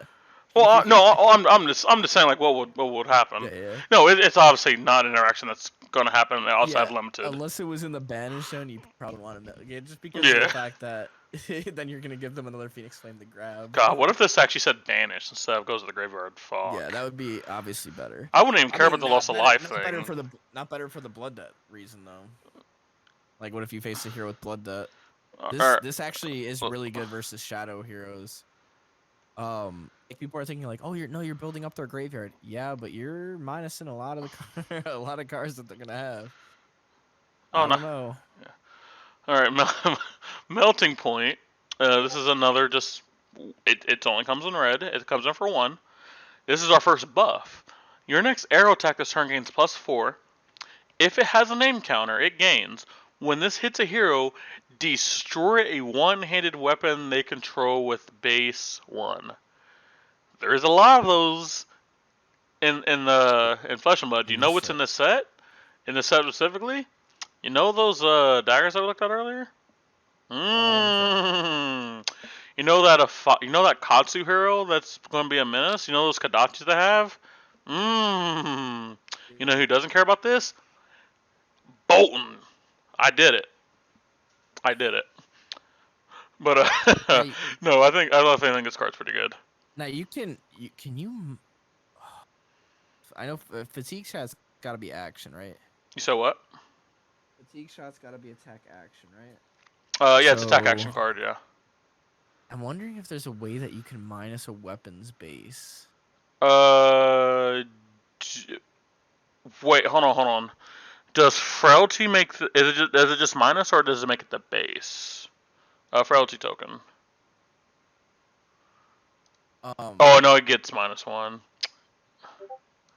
Yeah, I guess its base attack would be like just the average. I guess. Yeah, I don't know what I'm Damn, trying to think of here. damn, Daniel. But melting point is really good because it is overflex, but it blocks for 3. Yeah. Yeah. Like, yes, it does not reload, but you have so many ways to reload now. It's not even funny. You play melting point with Riptide, and you can reload. Yeah, and that's the thing. I don't think Lexi like absolutely wants this. I mean, Lexi might still play cut to 1 for 4, but like Azalea and Riptide going like, dude, imagine Azalea with this shit. And like, cause she can give on-demand dominate, and now with her quiver, she has ways to get aim. Oh dear God! It's a block 3. They're already playing. And it's a block 3. It's a yellow block 3, like because of a lot of your non-attack actions don't really block for 3 that buff. So this is just another one that blocks for 3. You can get your value whichever way you want. Yeah, I think that just being able to destroy a one-hand weapon is just, it might happen. If it happens, that's cool. But I don't think you care. I think this 1 for 4 with block 3 is just, I think that's pretty good. Boulder Trap. It's another trap. This is not a legendary Riptide specialization for everyone that thinks he has too many. This is a yellow, cost 0. When this defends an attack with greater power than its base, put a -1 counter on equipment the attacking hero controls.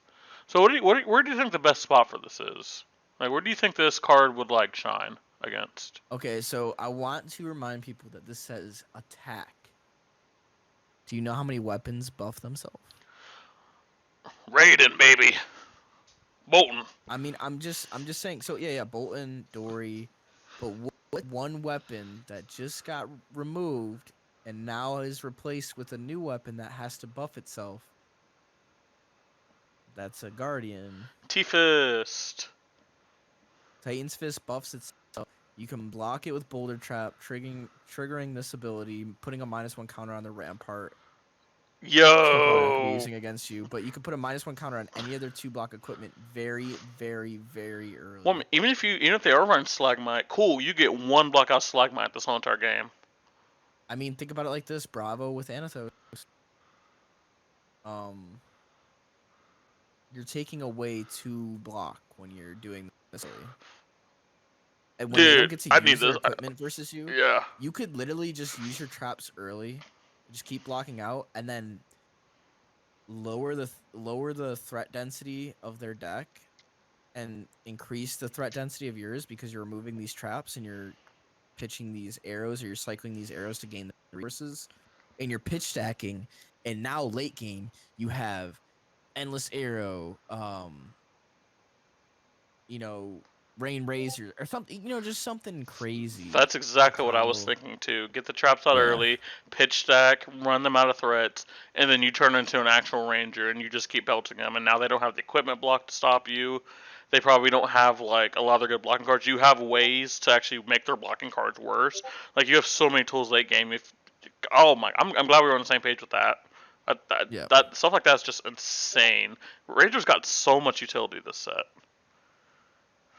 Yeah, the only thing that is really weird is like, I really don't get how you do the Dromai matchup. As Ranger? As a trap ranger. Oh, it's always gonna be. It's probably gonna struggle. Are you talking about like logistics wise, or like, do you think it's a bad matchup? Is that what you're asking? Yeah, no, I know it's a bad matchup. I'm just, these traps really don't get triggered on any of the. Like, I mean, with greater base. I'm trying to think. God, what's the one? where you make an Ash, you give an Ash ring plus something. Yeah, like Skittering Sands, but scans. like, are they even playing? I don't even think they're playing Skittering Sands Half anymore. the time they don't. Yeah, it's really really weird If actually. they like E-strike you and give it plus power or something, but then like Yes, that's a very that is specific situation. yeah, that's such a niche way. That is very interesting. Oh yeah, see, just another toxic Dromai player just knowing that their deck's overpowered. Look at that. Look at that, guys. Yeah. Like I always say, these filthy illusionist players. Ignore every time I put illusionist, but look at these filthy illusionist players. It's really odd too in the fact that like even if Dromai can win an event or top 8, it will be majority of the field. And that is just proven time and time again with the last events. I mean, look at what just happened in the Battle Harden down in Charlotte. Yeah, The most most represented played hero deck. was Dromai.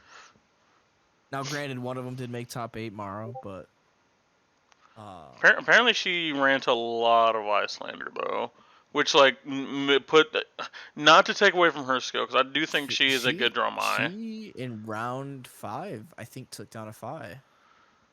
So that was very impressive.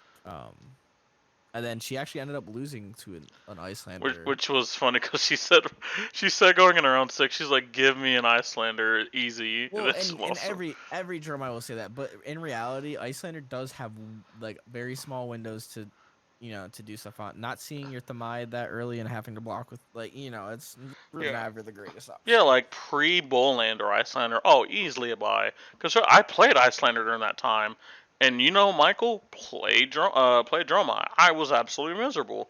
But like the Dromai matchup nowadays, I don't know why we turned into this, but now the Dromai matchup is definitely more skill based. It definitely is like who understands the row, who has tempo. Kind of decides the more to spend like, what hero are you playing? Oh, you're playing Icelander? Alright, good game, bro. Alright, I'll see you at the back tables. GG's. Oh, Soul in Graveyard. Sorry, what? What happened? Pendulum Trap. Alright, here we go. Peyton, talk about the art. That's because I know you want to talk about the art. Actually, to be honest, I have no idea what's going on in this art. Okay, he looks like he is getting slaughtered. Oh my god. Oh my god. He's getting clapped, dude. I ain't gonna lie, he's getting clapped. Wait, so you're looking at this too, right? Because his head is getting clean. I didn't even notice. Oh, Wow, his head is head's clean off. his head's over here. His body's over here. Is that a goblin? Is he anything? Is he anything anymore? Now. I don't know if he's anything anymore. Yeah, he is. Wow. Okay. When this defends, and the attacking hero has played or activated a reaction, this chain link puts the top 2 cards of their deck into their graveyard. Okay, now this is very interesting. So a lot of heroes that play reactions, will they be meta heroes? Like you're thinking about the meta heroes right now, Oldhim Icelander. No, they don't really. Yeah, they don't not play... now their turn. Now the only thing I can think of is Oldhim Pummel. Yeah, but like you're not fatiguing an Oldhim. Like especially with this kind of deck, I just don't think that's happening. So there's a reason why I believe we will. Okay, talk to me. There is a fatigue loop with the last ditch effort loop and the remembrance and stuff. Is that the one you're talking about? I think what. There's a big card. We'll bring it up later, unless you want to skip to it. But we'll skip to. Go ahead and skip to it. What is it? What is it? Code of Fatality. Oh yeah, that one. Yeah. Each hero puts an attack action from their graveyard face down into their arsenal. Each hero that does that discards a card. Alright, so we need to do the math real quick.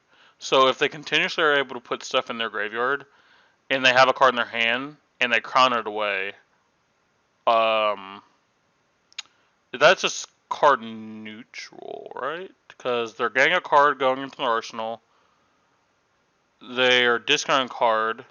No, sorry, they're discounting card and getting a card that's neutral. I think it's card neutral, right? But still, you're still making them discard. Yeah, no, you're talking about for Oldhim, specifically what I'm talking about is the fact that you're gonna be able to grab your cards that are like if you Code of Fatality a Death Touch, you get a free resource off. You Mm. get a free resource off your arsenal, and then play the Death Touch from arsenal. Oh, yeah, because you can start crown it away with your chess piece. Get the So, and if you have Remembrance and you just keep doing that, you're taking it's a 1 for 8 that you can play for kind of free, Oh but you're using yeah, cards to do so. Like you're yeah. You cheating in a can. little bit of resources as well. Now, Yeah. granted, obviously the effect, the Code of Fatality won't really hinder that, but you're also playing cards like, um, cards of it or Codex of Inertia. So like, um, you're Oh yeah, giving inertia. them, Fuck yeah. Oh, yeah, okay. You know, I'm on board. I'm on board.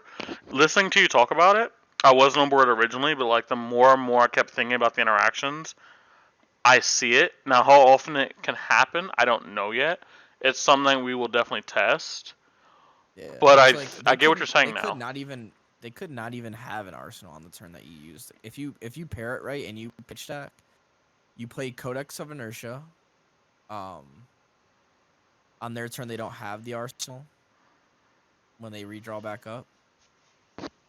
Oh wait, no, but I guess it would minus out anyway, right? Because you're then they don't have an arsenal, then they could put one in their arsenal. I guess one other thing is, it's like it is a May, so like The thing with discard, there's a chance that they even don't choose to do it because yeah, of like because of whatever, because of the negative frailty token. So if you're the only person that benefits from this and you discard a card, yeah, but you're getting a card. Like you're technically card minus, but how you're going to be using this interaction and the fact that you get the Ponder token at the end, it now turns back into card neutral. And then here's the thing I wasn't thinking about. Depending on what effect it is, it's not like Odoms are just like taking damage willy nilly. They're going to block. So they've discarded a card. Yeah, they gained a card. But it's not going to be like, well, I guess I crown this card away. Yeah, I'll take 5. And like a devastating on hit. They're not going to do that. So they're going to discard a So card and they're going to block. hmm, So there actually dang, could be maybe there actually is a loop, I think. what if you played Codex of Inertia? Yeah, because they have to discard. So like, and if they try to play it and you just don't attack them, you're just discarding their hand and blocking them out, right? Mm-hmm. Because they cannot keep their hand.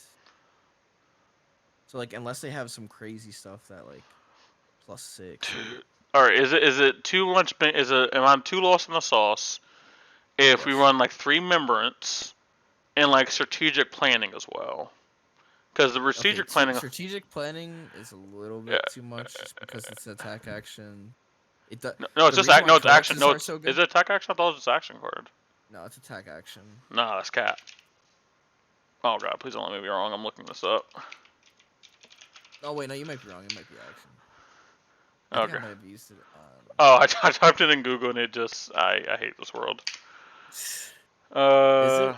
I'm looking it up. Because there was a time where I played it in Dash, but it was solely to like Telefy. Nice Phoenix Flame, by the way. It's back in your deck. Nice empty hero Yes. ability. Wait, no, that's what I used. That's what I used it for. Was the Phoenix Flame Yo, it's action mainly. So I card. don't. No, it is just action card.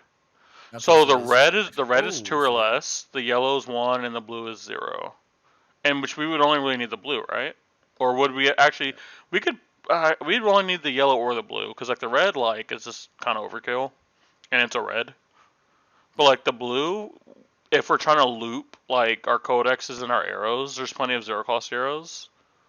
All right, hold on. Yeah. We need to be writing this stuff down. Hold on, someone needs to write this stuff down. Well, we could do like our own little Riptide, section. Dude. We gotta think. Yeah, this is like I think even the inertia traps and stuff like that could kind of get them. Yeah, but I think we're also gonna be playing things like Findo's Fighting Spirit and That's literally, dude. I fucking love you. Uh, yeah. I'm gonna peel back the curtain real quick for everyone. If you're only listening to this audio wise, I am sorry. But I kind of want to show the people that are watching this. Is it this one? Yeah. So this is just like a rough, like I put all the cards I think could be in Riptide, and stuff. And the original plan, me and Michael all both said, is we play traps. We do play Furos, but we also play a lot of attack action cards. Like I have CNC in mine, Erase Face, Findle's Fighting Spirit. Sunny Windhog is a little bit. I think I went a little too overboard and like Wounding Bull, but like I think that we could build the deck with enough arrows and non-arrows, and with enough traps and the ability to loop, like with Remembrance and stuff. I think Yeah. we could actually, because that was the one thing I was scared of with all the new heroes. How do you beat Odom? And I do actually think the way that we can build Riptide. I know we're talking mostly about Riptide, and there are other heroes. We're all super Yeah. excited for Riptide, so like, but I think we could actually build it and fatigue The a only thing with Odom. inertia, I just realized, is that it puts it to the bottom of the deck. It does not discard it. So, Oh, I thought it this one I thought it was discard. um, hmm. So, I guess the way to get around that would just be you would do Fatality, to keep cycling your cards. Oh, dang, Chronos really is like a pain. Trying, I'm trying to see if there's a way to just destroy Chronos Seeds. I mean, there's probably an arrow that can like interact with like the equipment. So Because like, the only way that you're. Oh yeah, this is. I mean, we'll definitely there'll definitely be a stream or video where we cook with Riptide, I mean, we just because have so many ways to get cards back to where we're not gonna get fatigued. But it's a matter of how good we can block it. We could block pretty good too. Because I think that Collapsing Trap and Spike Pit Trap will do really good discarding like 5 cards, which is like, I know that doesn't seem like a lot, but that's a decent amount. And if you can keep loading things like Endless Arrow and like leaving Blood Rot to like just being really weird, I guess. oh cool, it's still on Teleshore yet. God dang it, man. I'm gonna troll right now by Teleshore. But well, all right, let's get back to the next review. But like, guys, I think you guys can just tell from how we're talking. There will be Very Riptide excited. content on this channel, and maybe something might be cooking soon. The moment it's either available on TTS or Talishar, where I can actually get games and stuff in, and then we obviously have the full set. There's a box break in about 30 minutes from when we're recording this video. We'll technically know the full set because that's kind of what happened with Dynasty and outside. God dang, Uprising is we got like everything but like 10 cards from the set, and then people did box breaks, and we figured out the rest of the cards. Um, I but mean, we can honestly like, because I know it's probably been a pretty long video as of now. We could probably Discord now and then have like a second video going over it, because there's the whole generic section too, on top of the cards that we won't know about yet right now. You want to We'll finish have to maybe out? do like a You want part to two. finish out Ranger? I guess. Yeah, for sure. All right. So we are on Fletch a Red Tail, which is a cycle. There's Fletch the Red Tail, Yellow Tail, and Blue Tail. And what these all do is they give your hero, they give your next arrow a 4/3 or 2 buff, and if it has an name counter, the corresponding color of the name of the card. So for example, it's Fletch a Yellow Tail. Yellow cards have -1 while defending this. Um, I I think the effect is fine for the buff. However, the aim counter, like it is going to be so niche. I think only the red and the blue, unfortunately, are playable because no one plays yellows. It is unfortunate, but no one plays yellows. But like even with the conditional like -1 on defending, do you think this card's worth a slot? I think so. I think the red cards have -1 while defending this.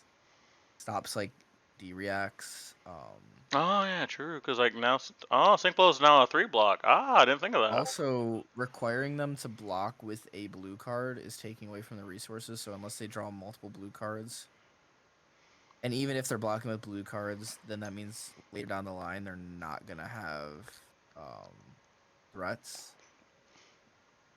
So, or they're not gonna have if they're blocking with blue cards, they're not keeping them in their deck. They're not gonna be cycling their blue cards. You know.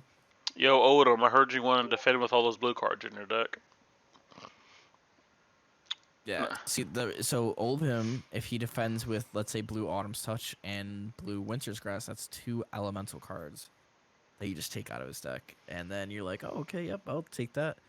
But you definitely want to pair this up with like Endless Arrow. Like I just feel like Endless Arrow is such a key card in this deck because, like I said, being able to bring it back with not only your remembrances, so you'll be able to bring back the 3, but then you could keep bringing it back with these. You could bring back like 2 remembrances and 2 what was the one card that brings Code of Fatality. Yeah. So then they get to put something from their graveyard too, but yours technically recycles. You know what I mean? All right. So I don't know. It's definitely interesting. I think most of them too won't expect you to be running 3 remembrances. Well, if they you watch play this video, they will. You can reload. I'm just like, because a lot of them don't even. I don't even know if they really want to be attacking you. If you have, so if we do the math here. Mm-hmm. Pendulum trap, because you have to think we're gonna be doing damage in the way of traps, and we're gonna be doing them on his turn. So why would he want to crown on his turn? You know? Yeah, the only time they crown on their turns if they're a very aggressive deck, which they're an aggressive deck. I think that is perfectly fine for us. Because I mean, I think we actually want them to be aggressive. Because like then our traps actually get more value. For sure. And I just don't think they're gonna be able to utilize the crown that good. I just wish there was a way that we could destroy equipment. I guess There might be. I mean, obviously we have things like drill shot to put counters on them. Yeah. There might be a way to destroy. I mean, probably not, or we probably would have already been using it in Ranger. Yeah, there's probably not, but like, I still think it's like fine. Because like, I think the biggest thing with like Ranger, is like you can always do like 20 to 30 damage easily. It's just doing 40 is really hard in Odom. It's why like with Lexi specifically, you really have to pitch stack like a specific turn that does like 20 to 30, so you can just cleanly kill him or get him too low. But like with how we are building the deck, we only need to do like 10 to 15 actual damage, I think. That number obviously could change, but we have to do less damage on our turn than most Ranger decks, which actually helps us out. And especially if we're doing the thing that we're talking about, which getting our traps out early and then using our arrows late whenever they've, used their D-reacts, a lot of their power cards might be gone. Like, I think we can really come in late with like some very, very powerful turns. Yeah, wow. This has just turned to a Riptide sport review video.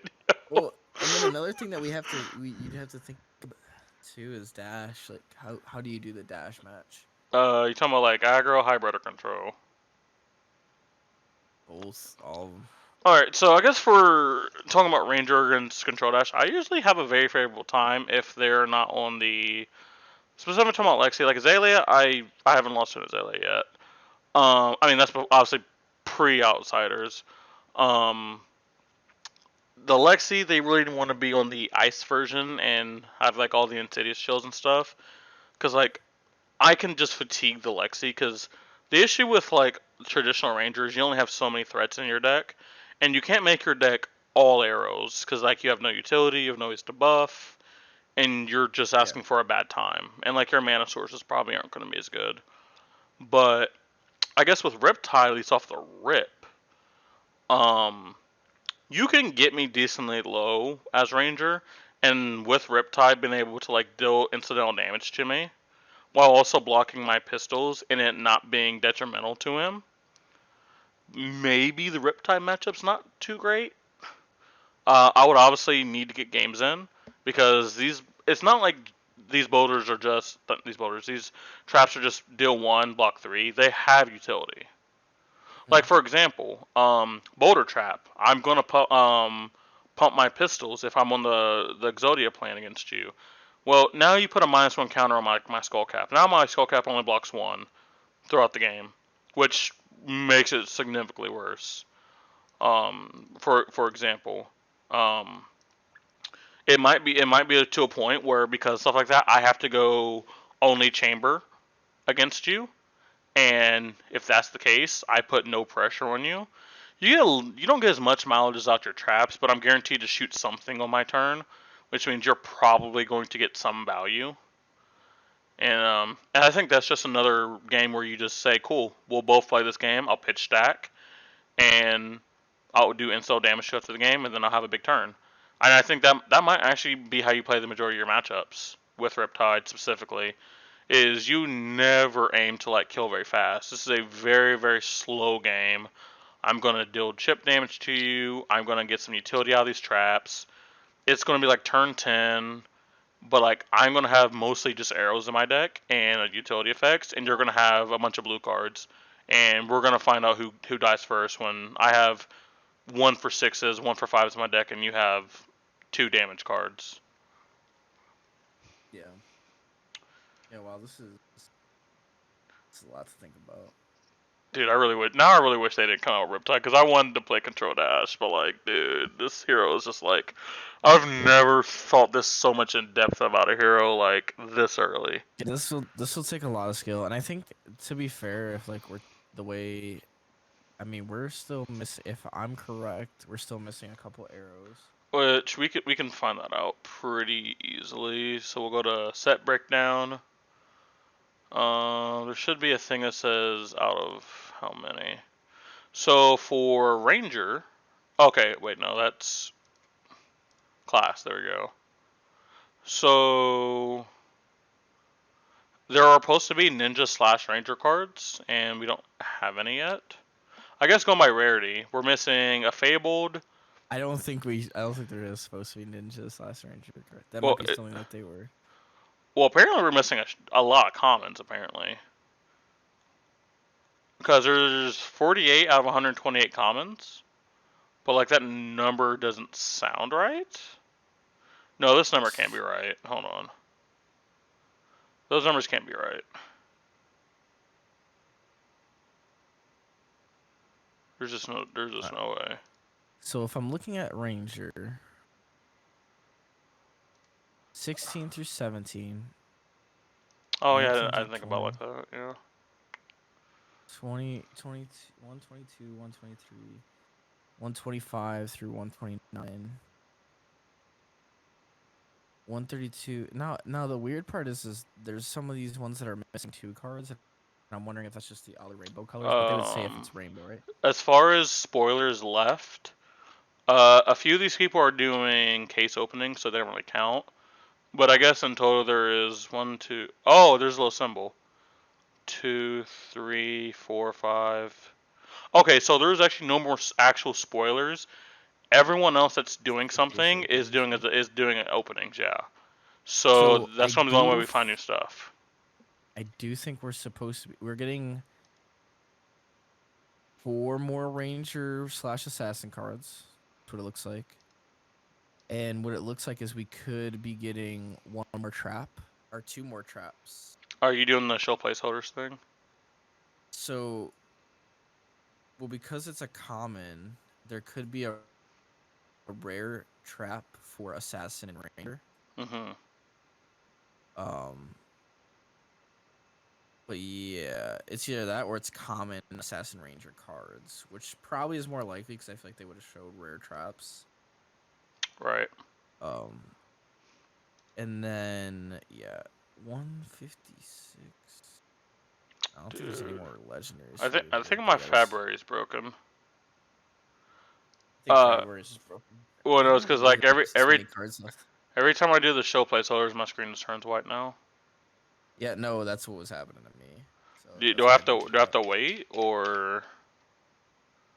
I don't know. I guess sorry for trying to explore February. My bad. By the way, I did tell you that Michael was coming. I just wanted to say I called it. Oh yeah. I'm low key a genius.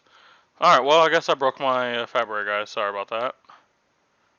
Oh, now I super broke my Fabry. Now it's just on start page. Dude, what did I do? Our page. What Restart. what did I do? Okay, I guess I'll just keep the show placeholders thing on there. Or not. Okay, we're back. Okay.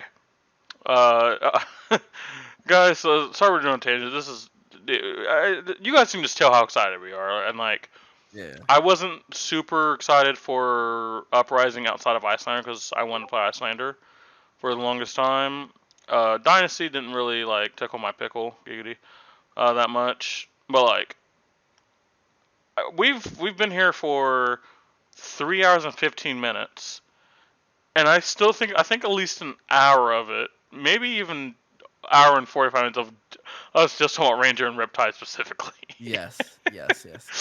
Yeah, we honestly should probably just pick it up uh, at the mark after, but all right, so we can end it at right before going to Lace of Frailty, and then start a new video, I guess.